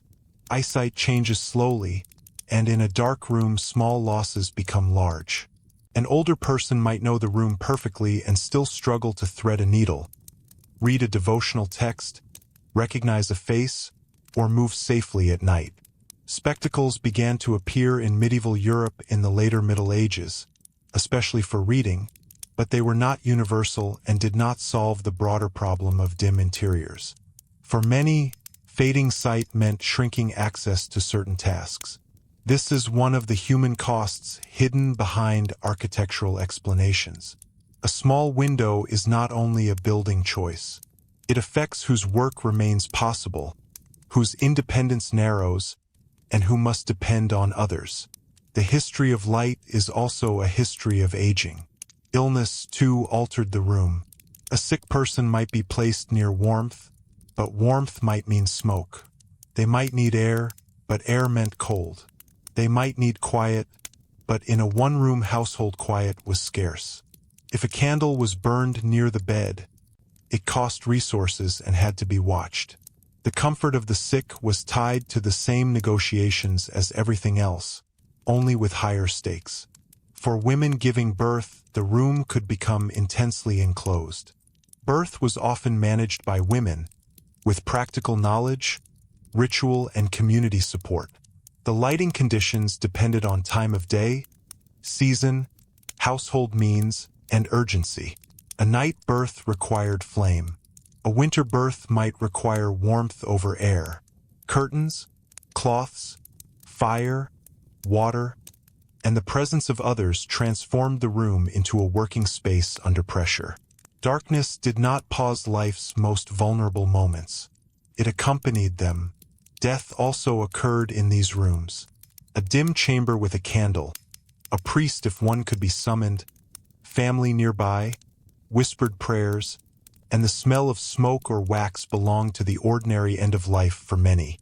Light at death could carry religious meaning, but it was also practical. To see the face, to perform rites, to prepare the body. The same room that held cooking, sleeping, work, birth, illness, and storage might hold final moments as well. Modern specialization separates these experiences into different buildings and professions. Medieval domestic space often gathered them together. That is one reason its darkness feels so dense. It held too much life to be understood only as poor lighting. The law and custom of the time also shaped interiors. In towns, rules about building materials, hearths, ovens, nuisances, and fire risks could affect how rooms were made and used. In rural settings, customary rights to gather wood or access common resources influenced fuel supply. If a family had limited access to fuel, the room might be colder, the fire smaller, and the evening darker. The interior condition was linked to land rights and local power. A lord's control over woodland, a town's regulation of trades, a monastery's estate management, a market's supply of candles or oil. All of these could reach into the darkness of a room. The household was never only private. It was shaped by authority. Taxes and records sometimes reveal light indirectly. A tax on hearths in later periods, for example, would make fireplaces visible to administration. Inventories list beds, hangings, candlesticks, lamps, chests, and other objects that hint at domestic comfort. Wills might leave candles for funerals or devotional purposes. Archaeology finds lamp fragments, window glass, soot patterns, hearth remains, and building traces. None of these sources gives us a complete medieval afternoon, but together they help us reconstruct the material world of light. We must be cautious because the surviving evidence is uneven. Wealthier households leave more records and more durable buildings. Poorer dwellings vanish more easily. Churches survive better than cottages. Elite glass is more visible than ordinary shuttered openings. If we are not careful, we may overestimate the brightness of medieval life by looking only at what survived, or overestimate its darkness by imagining only the poorest conditions. The truth lies in variation. That variation is itself part of the story. A medieval traveler could move from a smoky rural house to a town shop, from an abbey guest house to a noble hall, from a roadside inn to a merchant's chamber, and experience very different kinds of interior light. The Middle Ages were not one room. They were a whole landscape of rooms, each shaped by money, region, season, purpose, and habit. The roadside inn or tavern offers another useful example. Such places needed to receive strangers, provide food, drink, warmth, and sometimes lodging. They could be lively and dim at once. Firelight, rushlights, lamps, and open doors might create an atmosphere of movement and uncertainty. Travelers arriving after dark would be especially aware of light as welcome. A lit doorway or glowing window could signal shelter in a world where roads and lanes became dangerous and disorienting after sunset. But inns also carried risks: theft, disorder, drunkenness, strangers, and noise. Lighting a public room made it more usable but also more exposed. The keeper had to manage fuel, flame, customers, and reputation. Again, light was part of social control. In castles during times of tension, darkness could be defensive. A fortress did not want every interior plainly visible from outside. Narrow openings, controlled entrances, guarded passages, and strong doors were not failures of comfort alone. They were features of security. Even in peacetime, the architecture of power retained memories of danger. A chamber might be made more comfortable with hangings and furnishings, but the basic structure could still carry the logic of defense. This is why the medieval room cannot be separated from fear. Not constant terror, but practical caution. Fear of cold, fear of theft, fear of fire, fear of illness, fear of spiritual danger, fear of disorder, fear of waste. Light eased some fears and worsened others. A candle helped one see, but might start a fire. An open shutter admitted daylight, but might admit a thief's gaze. A larger window made a chamber pleasant, but might weaken security or warmth. The room was full of balanced anxieties, and yet people also sought pleasure within it. A bright cloth hung on a wall, a carved chest, painted beam, a small glazed window catching afternoon sun, a polished brass vessel reflecting firelight, a sprig of greenery, a clean white cloth laid for a meal, a song in the evening. Pleasure did not require abundance. It required moments where the room briefly exceeded its hardship. This may be why descriptions of medieval domestic comfort often emphasize warmth, good food, companionship, and controlled enclosure more than brightness alone. A good room was not necessarily the brightest room. It was a room where one could be warm, fed, protected, and socially placed. Light mattered, but it was one comfort among several, and sometimes it competed with the others. The modern desire for large windows is tied to a world where glass is cheap, heating is powerful, and privacy is managed through distance, curtains, locks, and social norms. Medieval people did not have those assumptions. A small window could be sensible. A shuttered room could be prudent. A smoky hearth could be necessary. A dim chamber could be respectable if it was warm, secure, and furnished according to rank. This does not make medieval rooms better. It makes them understandable. By following different people through these rooms, the darkness becomes more precise. For the poor, it could mean constraint and endurance. For servants, hidden labor. For monks and nuns, discipline and devotion. For scholars, a limit on study. For merchants, a factor in trade. For nobles, a resource to be controlled. For the sick and elderly, a challenge. For children, a training in space, time, and caution. And for everyone, it was part of the weather indoors. That phrase may sound unusual, but it fits. Medieval rooms had indoor weather. Smoke gathered or cleared. Drafts moved. Light shifted. Heat rose and vanished. Damp crept into walls and bedding. The room changed with wind, rain, season, fuel, and the number of bodies inside. It was less sealed from nature than modern interiors. People lived not outside the natural world, but partly sheltered within it. A rainstorm could darken the room at noon. Wind could drive smoke back from a hearth or through gaps. Snow could seal the world in cold brightness outside while the interior remained low and shadowed.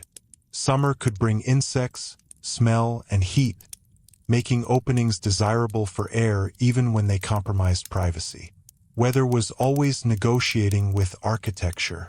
Because of this, medieval people were attentive to conditions in a way many modern people are not. They noticed where the sun fell, how damp a wall felt, whether fuel was dry, whether smoke was drawing properly, whether a shutter needed repair, whether a thatch leaked, whether a floor had become foul, whether bedding needed airing. Their rooms demanded observation. A modern house allows a degree of indifference. A medieval room punished indifference more quickly. This attentiveness extended to maintenance. A window covering of oiled cloth could tear. A shutter could warp. A roof could leak. Daub could crack. Smoke holes and louvres could fail to draw properly. Soot could accumulate. Rushes needed changing. Hearths needed tending. The darkness of a room could grow worse if maintenance slipped. Comfort was not a permanent achievement. It had to be renewed. In a household with enough labor, this renewal could be organized. Servants cleaned, repaired, carried, opened, closed, swept, aired, and maintained. In a poor household, the same work fell on fewer hands. The darkness of poverty was partly the darkness of insufficient maintenance. Not because people did not care, but because time, materials, and strength were limited. The room therefore reveals the unequal distribution of labor as much as wealth. A bright, clean, comfortable chamber might represent not only the owner's money, but the invisible work of others. Someone cut the fuel. Someone cleaned the soot. Someone washed the linen. Someone repaired the shutter. Someone made the candle. Someone swept the rushes. Someone carried water. Someone kept the room livable. Light, in a medieval interior, was often the final visible effect of many hidden labors. As the late afternoon passes into evening in our imagined household, these labors gather again. The better light near the window is fading, so work requiring sight must be hurried or set aside. The hearth needs attention. The door is checked. The shutter is closed or partly closed. A lamp or candle may be lit if the household can afford it and if the task is important enough. The room begins its nightly transformation from workspace into shelter. But not everyone sleeps at once. In larger households, servants continue moving. In towns, noise may still come from neighboring houses, taverns, or streets. In monasteries, bells may call sleepers back to prayer.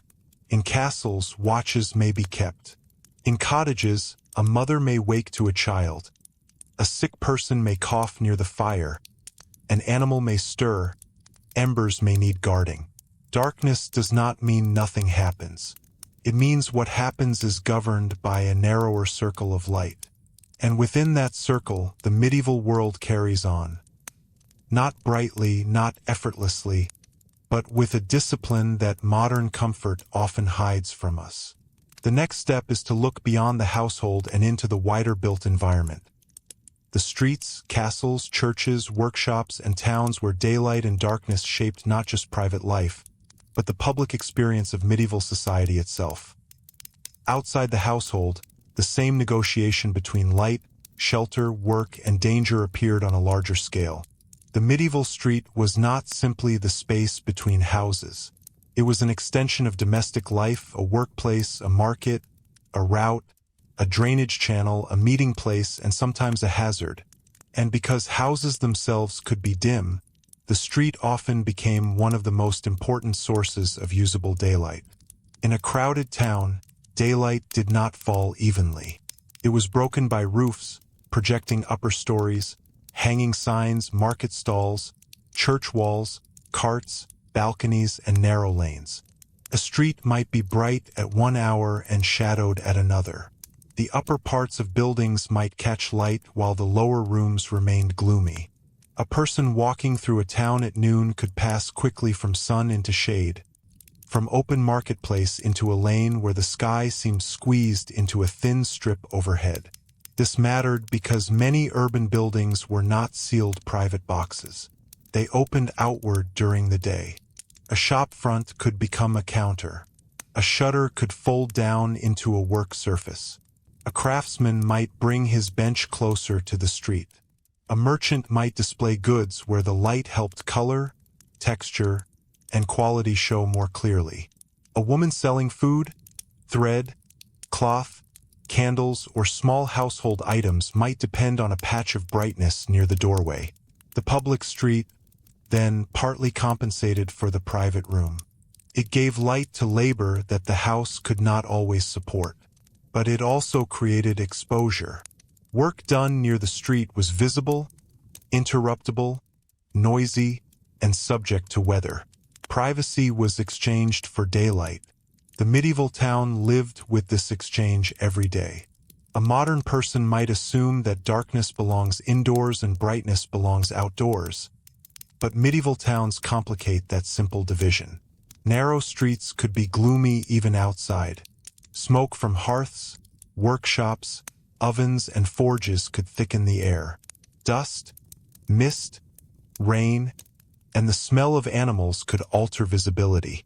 In winter, the sun might not reach deeply into the lanes at all.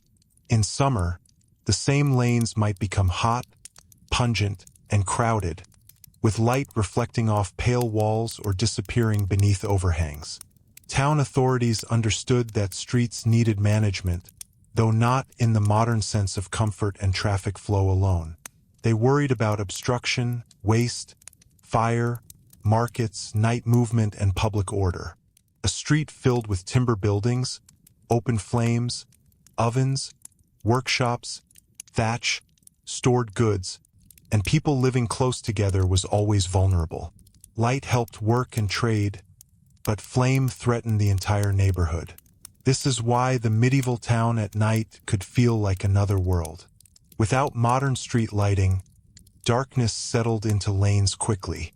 Some towns required householders to keep lights outside at certain times or under certain conditions, especially later in the medieval and early modern periods. But such lighting was limited, uneven, and practical rather than decorative. A lamp outside a door, a lantern carried by a traveler, a glow from a tavern, the light of a watchman, the moon reflected on wet stones. These did not banish night. They punctured it. The curfew bell, in many places, was not just a symbolic sound. It reminded people to cover fires, reduce danger, and recognize the change from day to night. The word itself is tied to the covering of fire, and while practices varied widely, the idea captures something essential. Night required discipline. Open flame had to be controlled. Movement became more suspicious. The town withdrew inward. The contrast with daylight commerce could be stark. By day, the shop opened, the market spread, the forge burned, the baker worked, the weaver measured, the butcher cut, and goods changed hands in whatever light the street allowed. By night, shutters closed, doors were barred, goods were brought in, and the same openings that had admitted daylight became points of vulnerability. The town's architecture changed expression with the hour. A shuttered street was not merely dark. It was defensive. This helps us understand why windows facing the street could be both useful and troubling. They connected the household to trade, neighbors, and daylight, but they also allowed looking in and looking out. In a densely packed medieval neighborhood, visibility was social power. People watched one another. Reputation mattered. Noise carried. A room with an open window might gain light but lose privacy. A room with a closed shutter might protect domestic life but become dim. The medieval street was therefore a kind of shared interior. Its light belonged to everyone and no one. It brightened work, exposed behavior, spread rumors, enabled trade, and made public order possible. When it darkened, the whole social rhythm changed. In castles, the relationship between light and public life was different, but no less revealing. A castle was not only a military structure. Many castles were also residences, administrative centers, storage places, courts, symbols of authority, and households. Their darkness came from defense, thick walls, controlled openings, and the practical difficulty of making stone buildings warm and bright. But inside that darkness, power was carefully staged. Approaching a castle, one might see towers, walls, gates, ditches, and narrow windows. From outside, the building could look closed and suspicious, as if it did not want the world to enter. This was part of its message. A castle promised protection to some and warning to others. Its limited openings were not signs of ignorance. They were part of the grammar of strength. Inside, however, the castle had to be lived in. People cooked, slept, stored grain, repaired equipment, cared for animals, received guests, held court, wrote accounts, guarded prisoners, educated children, and negotiated marriages within its walls. A defensive building had to become a domestic environment, and that was not always comfortable. The Great Hall was often the brightest social space by comparison, not because it was bright in a modern sense, but because it gathered the most important activities. Fire, candles, torches in certain contexts, windows, and reflective objects all helped create visibility. The hall was where authority wanted to be seen. Meals, ceremonies, judgments, hospitality, and household hierarchy could unfold there. Light was part of the performance. But beyond the hall, light often became more selective. Staircases could be narrow and dim. Passages might be lit only by small openings or carried lamps. Storerooms needed security more than brightness. Guardrooms, chambers, and service spaces varied. A person moving through a castle might experience a sequence of brightness and shadow, not a consistently illuminated residence. This unevenness gave the castle a psychological texture. A guest admitted into the hall might feel warmth, noise, and display, but still understand that much of the building remained inaccessible. Darkness helped preserve that mystery. It made the residence feel larger, more controlled, and more hierarchical. You did not see the whole household. You saw what the household allowed you to see. For the people who worked there, those darker zones were not mysterious. They were routes. A servant knew which stair was awkward, which passage was cold, which corner collected smoke, which doorway caught a draft, which chamber needed candles before guests arrived. The castle's darkness was navigated by labor long before it was admired by visitors. The chapel within a castle or noble residence could offer another carefully shaped form of light.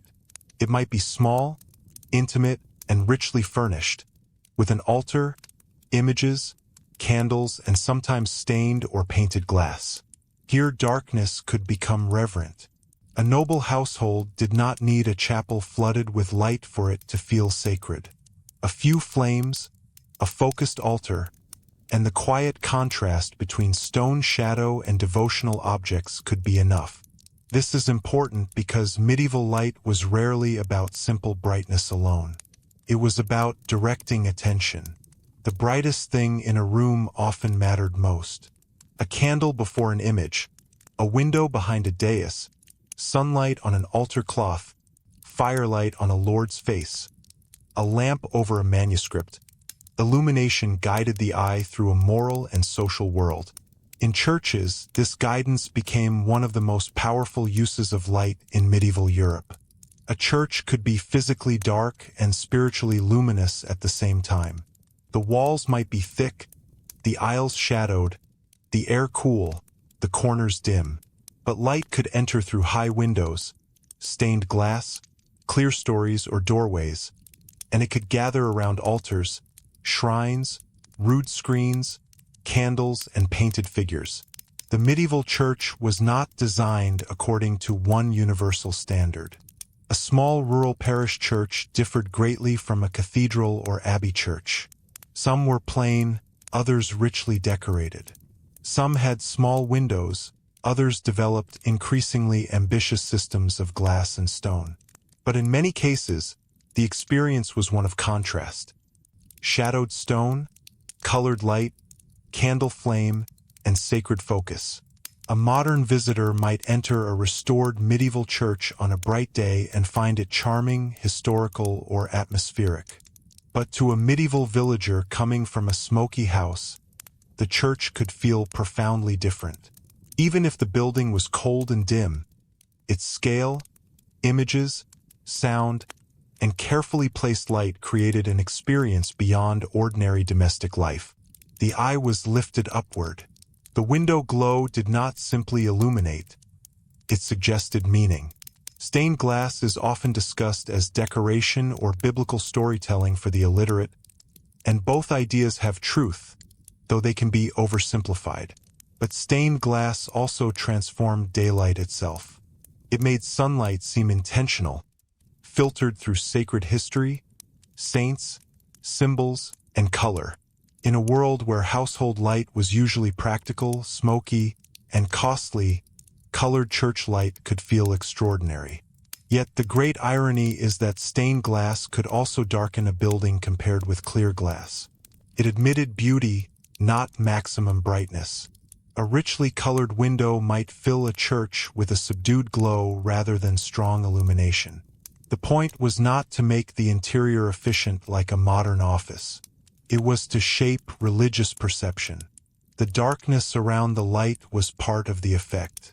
This is a useful correction to a common modern misunderstanding.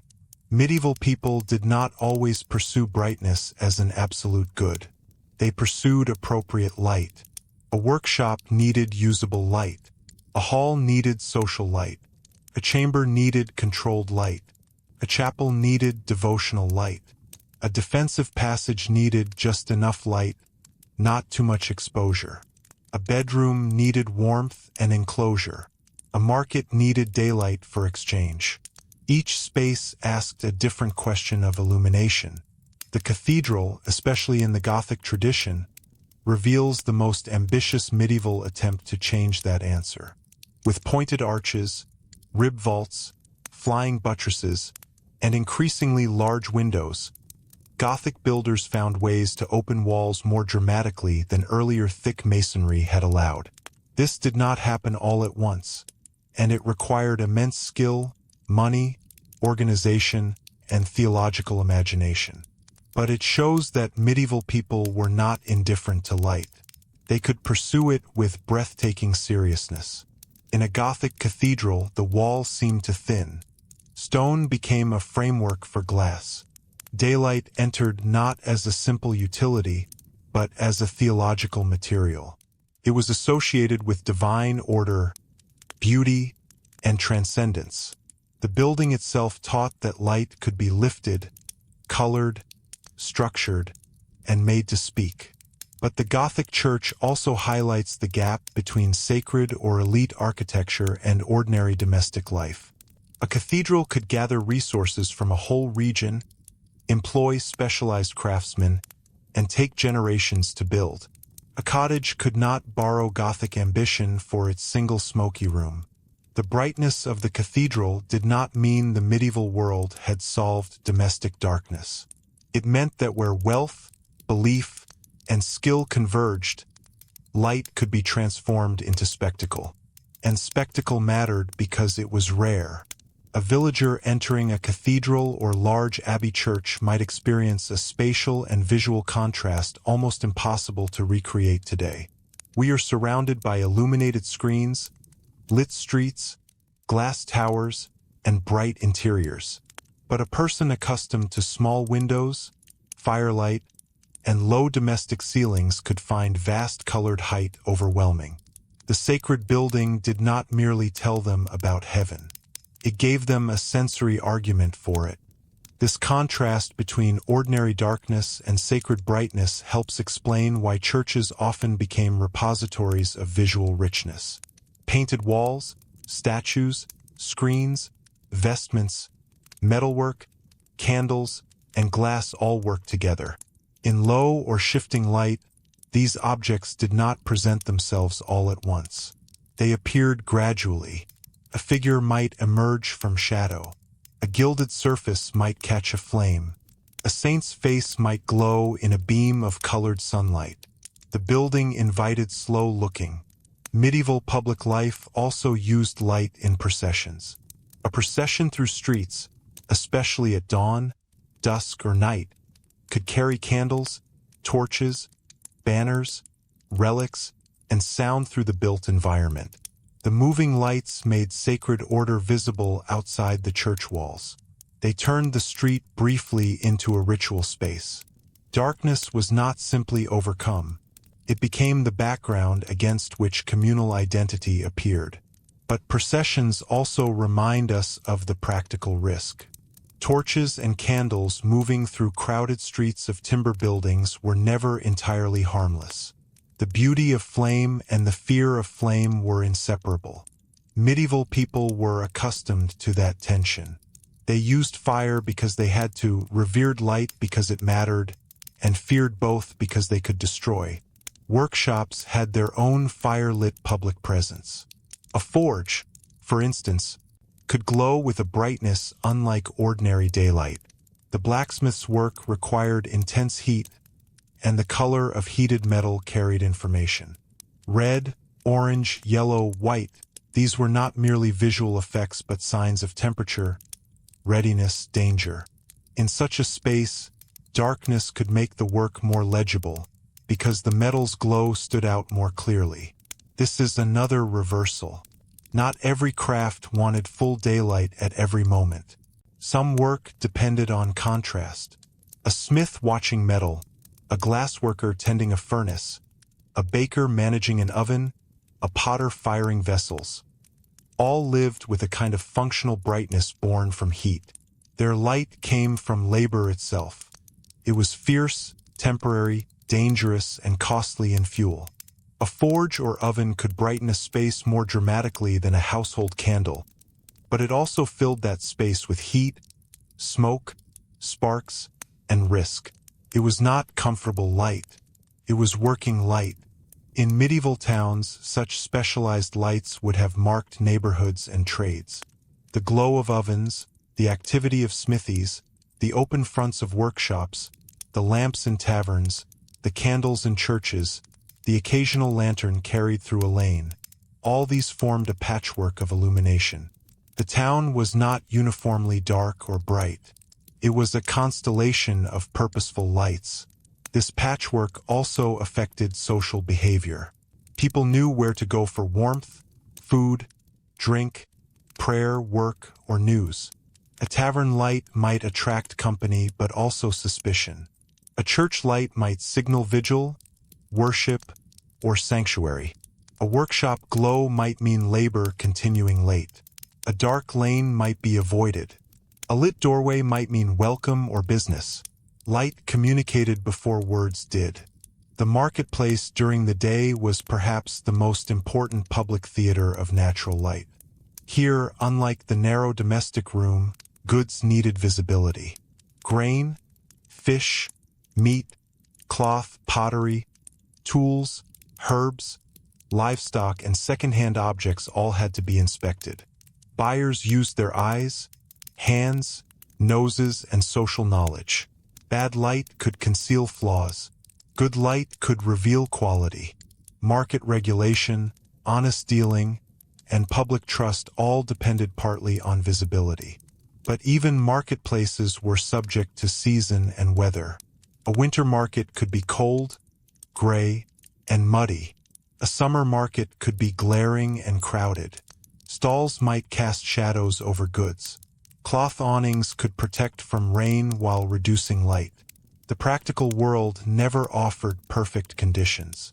Trade happened anyway because it had to. In rural villages, public light worked differently. There might be no dense street in the urban sense, but there were lanes, greens, fields, yards, barns, mills, churches, and manor spaces. Much work occurred outdoors when possible. The open sky provided what the house lacked. Threshing, washing, repairing tools, tending animals, cutting wood, gardening, and many seasonal tasks used daylight directly. The dark room was only one part of a wider working landscape. The barn, like the house, had its own lighting logic. It needed enough visibility for storage, animals, threshing, or equipment, but openings also exposed valuable grain and fodder to weather, theft, and animals. A barn could be dim, dusty, and full of smells, with shafts of light entering through doors or gaps. Dust in sunlight might reveal movement in the air. Workers adapted to this environment just as they did inside the house. Mills, too, were shaped by functional light. A watermill or windmill was a place of machinery, grain, flour dust, and risk. The miller needed visibility to manage equipment and measure grain, but the building's openings were shaped by structure, weather, and security. Flour dust could fill the air. The sound of stones and water or wind dominated the senses. Light was one part of a complex working environment. The manor court, village church, and local gathering spaces all had their own relationships to illumination. Decisions about land, dues, disputes, marriages, inheritance, and obligations might be made in spaces that were not bright by modern legal standards. Authority did not require fluorescent clarity. It required recognized procedure, witnesses, memory, documents when available, and social order. People could conduct serious business in dim halls because dimness was normal. This has implications for how we imagine medieval politics. Power did not always operate in grand, bright chambers. It often operated in smoky halls, church porches, manor rooms, cloisters, gatehouses, and market spaces. The settings of authority were sensory environments, not abstract institutions. A judgment might be delivered beside a hearth, a contract discussed near a window, a dispute settled in a public place where everyone knew who stood where. Light helped establish visibility, but visibility was also social. One could be seen by the community even in a dim room if one's rank, reputation, and position were known. Medieval society relied heavily on personal recognition, oaths, witnesses, and memory. The absence of bright light did not mean the absence of public accountability. It meant accountability worked through other senses and structures as well. The castle gatehouse is a powerful example of controlled visibility. It was an architectural threshold where those entering could be watched, delayed, questioned, taxed, or refused. Light might be limited, openings narrow, movement channeled. The person approaching came from open air into shadowed control. The gatehouse did not seek comfort. It sought authority. Its darkness could be part of its power. Town gates worked similarly. Passing through a gate at evening, one entered or left a protected community whose rules changed with the hour. Gates could be closed at night. Movement became regulated. The town's darkness was not only natural, it was administrative. When the gate shut, the outside world was separated from the inside, and light within the walls became a local resource. In times of fear, war, plague, unrest, raids, or fire, these boundaries became even more important. A lit window might comfort those inside, but it could also signal occupancy or wealth. A darkened house might suggest caution, mourning, absence, poverty, or sleep. Light and darkness carried messages that depended on circumstance. During plague years, for example, the interior could become a place of dread. Rooms where the sick lay may have been closed, smoky, prayed over, aired when possible, or avoided. Candles could burn near the dying or dead. Streets might become quieter. Churches might glow with urgent devotion or be strained by loss. We should be careful not to turn every medieval darkness into plague imagery, but crisis made the sensory world sharper. The same dim rooms that held ordinary life could suddenly feel dangerous. War also changed the meaning of light. In a besieged castle or threatened town, fuel, candles, and exposed windows became strategic concerns. Fires had to be managed. Night watches relied on limited lights. Attackers and defenders used darkness differently. A town that was merely dim in ordinary life could become deliberately dark under threat. Light could reveal positions. Darkness could protect movement. The practical domestic question became military.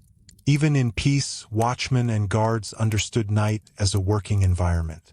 A guard in a castle, on a town wall, or near a gate needed eyes adjusted to darkness. Too much light could ruin night vision. Too little could hide danger. Lanterns had to be used carefully. Moonlight, weather, sound, and familiarity with the route mattered. Medieval security depended heavily on listening. This returns us to a larger sensory truth. Modern descriptions often privilege sight because our world is so visually saturated. Medieval life required a broader distribution of attention. In dark interiors and unlit streets, sound, smell, touch, heat, and memory became more important. One recognized a person by voice, a room by smell, a path by footing, a fire by heat, a storm by air, a trade by sound. Light mattered intensely because it was limited, but its limits strengthened other forms of perception. A street at dusk might be understood through footsteps, animals, cartwheels, bells, shutters closing, voices from upper windows, the strike of a hammer, the creak of a sign, the smell of baking, brewing, dung, smoke, and river mud. The fading light did not erase the town. It changed how the town was read. In the church, darkness made chant and bells more powerful. In the hall, it made voice and hierarchy more noticeable. In the workshop, it made rhythm and heat central.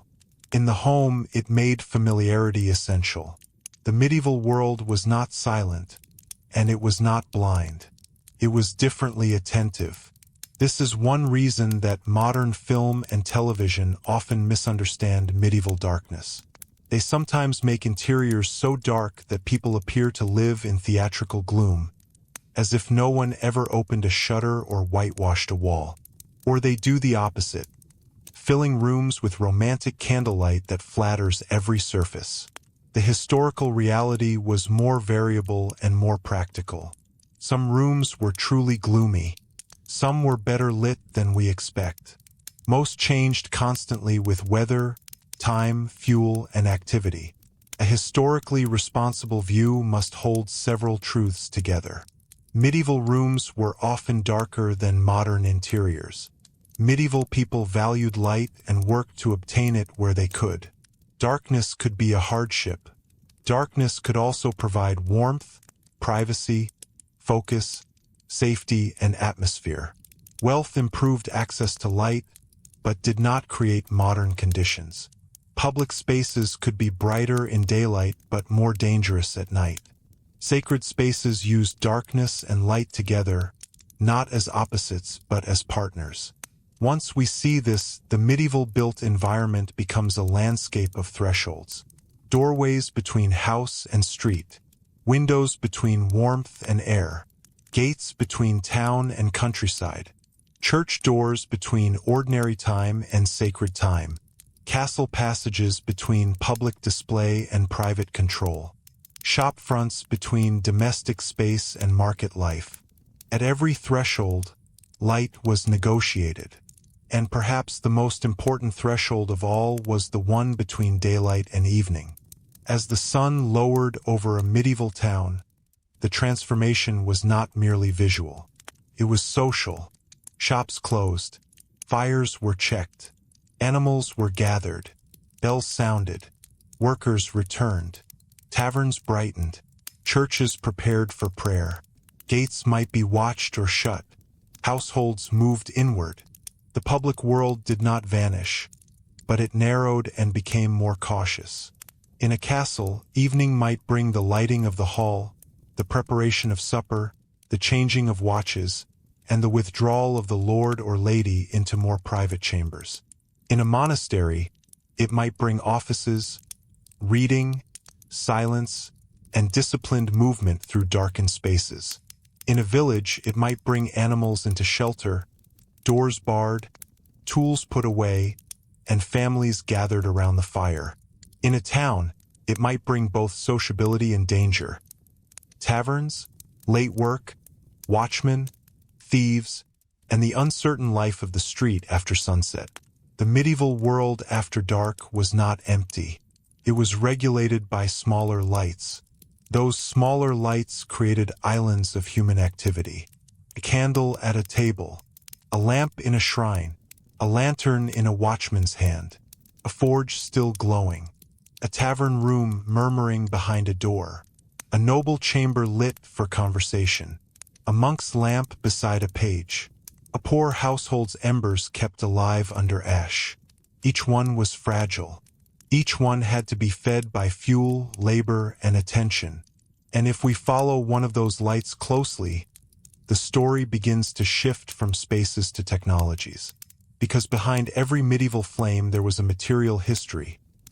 Beeswax and tallow, rushes and oil, wood and charcoal, glass and horn, chimneys and shutters, whitewash and wall hangings. The darkness of medieval rooms was not only caused by architecture. It was also shaped by the tools people used to fight it, soften it, direct it, and survive alongside it. The tools people used to fight it were humble, smoky, and deeply revealing. A candle, to modern eyes, can seem like the simplest possible object. A small flame, a little wax, a pleasant glow. But in the medieval world, a candle was never just light. It was pasture, animal fat, bees, labor, trade, church demand, household money, and human choice gathered into one trembling point. Tallow candles were among the more ordinary forms of artificial lighting. Made from rendered animal fat, they were cheaper than fine wax, but they came with disadvantages that mattered in a closed room. They could smell unpleasant. They could smoke. They needed trimming. They did not burn with the clean, steady elegance that modern decorative candles suggest. Their light was useful, but limited, and their use constantly reminded the household that even modest brightness came from an animal body, from labor, and from resources that could have served other purposes. Wax candles were different. Beeswax burned cleaner and more pleasantly, and it carried strong associations with churches, ceremonies, wealth, and purity. But wax was expensive. Bees had to be kept or wax acquired through exchange. The church consumed enormous quantities of candles for liturgy, devotion, funerals, vigils, and offerings. In such a world, a wax candle was not merely better lighting. It was status, piety, and expense made visible. So the type of flame in a room could say something about the people inside it. A smoky tallow candle suggested necessity. A clean wax candle suggested means, ceremony, or devotion. A rushlight suggested economy and improvisation. A lamp suggested access to oil or fat and a particular regional habit of use. Medieval illumination was not neutral. It was social. Rushlights especially bring the story down to the level of ordinary life. A rush could be stripped, dried, and dipped in fat, producing a simple source of light. It did not offer brilliance. It burned for a limited time and required care. But for poorer households, it could extend the usable evening just enough for small tasks. A rushlight was not a triumph over darkness. It was a negotiation with it, a way of buying a little more time. That phrase, a little more time, may be the best way to understand medieval artificial light. It did not erase night. It borrowed from it. A candle allowed a person to mend something after sunset, pray before an image, nurse a child, prepare for bed, search for an object, keep watch beside the sick, or finish an urgent task. But it rarely turned night into day, created a circle. Outside that circle, the room remained shadowed. Beyond the room, the house was darker still. Beyond the house, the street or yard might be almost entirely black. And because flame was fragile, the person using it became attentive. A candle guttered in a draught. A lamp needed fuel. A rushlight burned down. A spark had to be watched. A flame carried from one room to another could fail if the air moved too sharply. The simple act of taking light through a building required care. The darkness was always waiting to return. In wealthier rooms, more light could be assembled. Several candles might be placed for a meal, a ceremony, a reading, or the arrival of important guests. Candlesticks, sconces, hanging lamps, or torch holders could organize flame. Polished metal and pale surfaces could amplify it. White cloth on a table could reflect it. A well-kept chamber with hangings, glass, a fireplace, and candles could feel wonderfully comfortable by medieval standards. But even that comfort was active, not automatic. Someone supplied the candles. Someone trimmed wicks. Someone cleaned soot. Someone guarded against fire. Someone closed shutters when drafts threatened the flame. Someone removed spent remains. Brightness required service. This is one of the great hidden lessons of domestic history. Comfort is rarely only a matter of invention. It is a matter of maintenance. Medieval rooms were dark partly because the technologies of light were weak by modern standards, but also because every improvement required continuing labor. A candle did not simply exist as a convenience. It had to be made, bought, stored, lit, tended, and justified. The same was true of the fireplace. A fireplace with a chimney could be a major improvement over an open hearth that filled a hall or cottage with smoke. It helped direct fumes upward, made private chambers more usable, and allowed heat to be localized. But chimneys needed skill to build and maintain. Poorly drawing smoke could still trouble a room. Fuel still had to be gathered. Soot still accumulated. Sparks still mattered. The chimney was progress, but not magic. Window glass, too, was progress without modern ease. A glazed opening admitted light while keeping out some weather, and that changed a room profoundly. Yet glass could break, could be uneven. It might be set in small panes, could be expensive to repair. It was often associated with those who could afford better domestic life. Nobles, prosperous clergy, merchants, and institutions. For many people, shutters, cloth, horn, or open holes remained part of the ordinary world. Horn windows are especially useful to imagine because they remind us that transparency was not always the goal. Thin horn could admit light without allowing a clear view. Oiled cloth or parchment could do something similar. These materials softened the outside world into glow rather than vision. They made the room less exposed, somewhat brighter, and somewhat protected. They were imperfect but sensible. Modern windows are built around the idea of looking out. Many medieval openings were built around the idea of managing conditions. Seeing the view was pleasant when possible, but blocking cold, rain, and danger could matter more. A room did not need a picture window to function. It needed enough light to work, enough closure to survive, and enough control to suit the season. Whitewash offers another quiet technology of light. Pale surfaces reflect brightness better than dark timber or soot-stained stone. Lime wash could make interiors cleaner, brighter, and more sanitary by the standards of the time. It was not universal in every room, and it could be stained by smoke, damp, and use, but it shows again that medieval people understood how surfaces affected light. They did not simply accept gloom as destiny. They used what materials and habits they had. Wall hangings, by contrast, could both brighten and darken. A richly colored textile might enliven a chamber, display wealth, and soften bare walls. Could also insulate against cold stone and reduce drafts.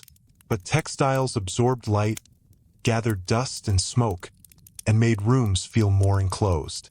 Like so much else, they were not one thing.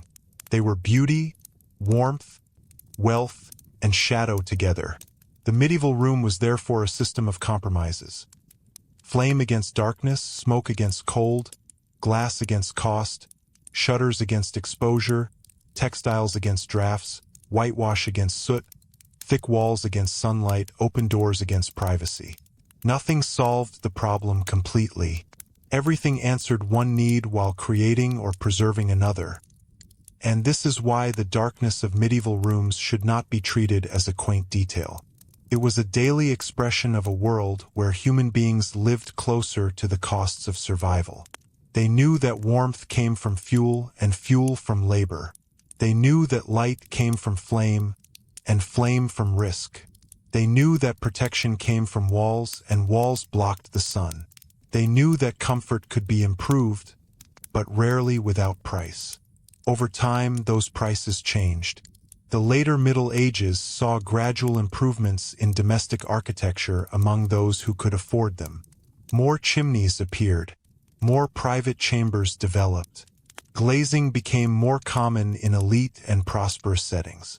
Urban houses adapted to trade and craft. The organization of rooms became more specialized. The idea of domestic comfort slowly expanded. But the change was uneven. A wealthy merchant in a flourishing town might sit near a glazed window with a writing table, account books, a fireplace, and decent evening light. At the same time, a rural laboring family might still depend on doorway daylight, smoky warmth, and a rushlight for necessary tasks after dusk. The medieval world did not move forward as one body, changed in layers. Even within one region, different centuries overlapped in daily experience. The noble chamber might seem to anticipate later domestic refinement. The cottage might preserve older arrangements.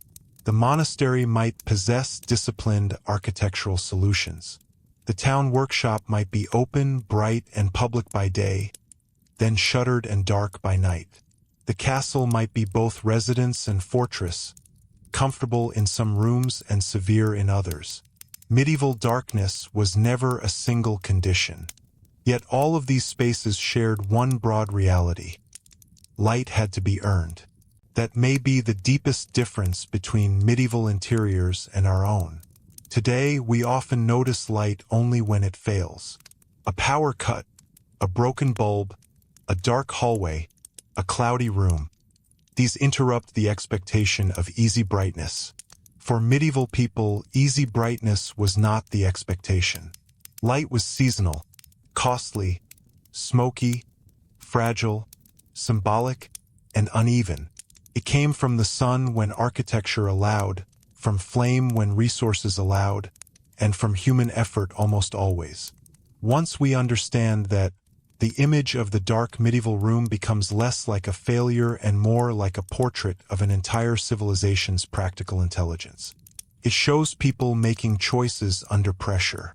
It shows them valuing warmth, safety, privacy, piety, economy, and social order alongside visibility. It shows that what seems obvious to us, just make the window larger, just light another lamp, was often less obvious when every solution carried consequences. It also reminds us how much of history exists below the level of famous events. A king might order a campaign. A bishop might commission a window. A merchant might sign a contract. A lord might hold court in a hall. But beneath these moments were rooms where people woke in dimness, worked by patches of light, managed smoke, guarded embers, closed shutters, and measured the day by what they could still see. The darkness shaped thinking as well as action, taught patience. It made people attentive to sunrise and sunset. It made winter feel like a force, not a season on a calendar. It gave religious light emotional power. It made the hearth the center of life. It made public brightness meaningful. It made the candle a serious object. It made domestic comfort an achievement rather than a default. And perhaps it made people experience space more intimately. A modern bright room reveals itself quickly. A medieval room revealed itself gradually. The eye adjusted. Objects emerged. A familiar bench, a chest, a hanging cloth, a doorway, a sleeping place, a pot near the hearth. The room became known through repetition. Its darkness was inconvenient, but it also made memory part of seeing. There is a quiet humility in that. To live in such a room was to accept that the world did not instantly present itself. You waited for morning. You moved toward the light. You conserved flame. You noticed weather. You respected fire. You understood that comfort was temporary and had to be tended. This does not mean medieval life was better, gentler, or more authentic. It was often difficult, dirty, cold, smoky, crowded, and unequal. Many people endured conditions that modern viewers would find exhausting within a single day. But it does mean that the people who lived there were not foolish for building the way they did. They were responding to a set of limits that made sense in their world. The dark room in daylight was therefore not a mystery with one answer. It was the result of many answers layered together. Windows were small because warmth, security, cost, and structure mattered. Glass was limited because it required skill, fuel, and money. Fires smoked because older heating systems were imperfect. Candles were scarce because light consumed resources. Streets and houses were crowded because towns grew within walls, markets, and inherited plots. Castles were shadowed because defense shaped residence. Churches used darkness because sacred light worked through contrast. Poor people lived dimly because poverty reduced options. Wealthy people lived more brightly, but still within pre-modern limits. And across all of it, the medieval world treated light not as an invisible background, but as a precious condition of life. If there is one image to hold on to, it may be a simple one. A person sitting near a window in a deep wall, using the best daylight of the afternoon before it fades. The room behind them is shadowed. The fire is low. The shutter is ready to be closed when the cold begins to press in. Outside, the sky is changing. Inside, the work must be finished while the light remains. That person is not waiting for modernity. They are not living inside a mistake. They are living inside a balance, imperfect, demanding, and deeply human. They know what the room gives and what it takes away. They know the small privilege of a clear patch of daylight. They know the cost of another candle. They know that when evening comes, the world will narrow again toward the hearth. And when the shutter finally closes, the room is not empty of meaning. It becomes what it has always been. Shelter against weather, container of labor, stage of family life, place of prayer, site of illness and birth and sleep, storehouse of precious things, and fragile defense against the dark outside. So the next time we imagine a medieval room and wonder why it was so dim even in daylight, the better question may not be why they failed to make it bright. The better question is what they were protecting, preserving, saving, and surviving by keeping it that way. Because in that dimness we can see, perhaps more clearly than expected, the real medieval world. Not a fantasy of endless castles and candlelit romance, and not a caricature of ignorance and gloom, but a society constantly balancing need against need, light against warmth, openness against safety, display against privacy, beauty against cost, comfort against labor, survival against desire. And in that balance, the medieval room becomes one of the most honest places to meet the past. If you're still listening, you might ask yourself which part of that world would have been hardest to live with. The darkness itself, the smoke, the cold, the lack of privacy, or the constant need to earn every small comfort by hand. It is a quiet question, but it brings the past very close. And if you enjoy these slow journeys into the ordinary details that shaped human life, you're always welcome back for another calm walk through history. Until then, let the image linger for a moment. A shuttered room, a fading ember, a last thin line of daylight on the floor, and a household settling into the long medieval night.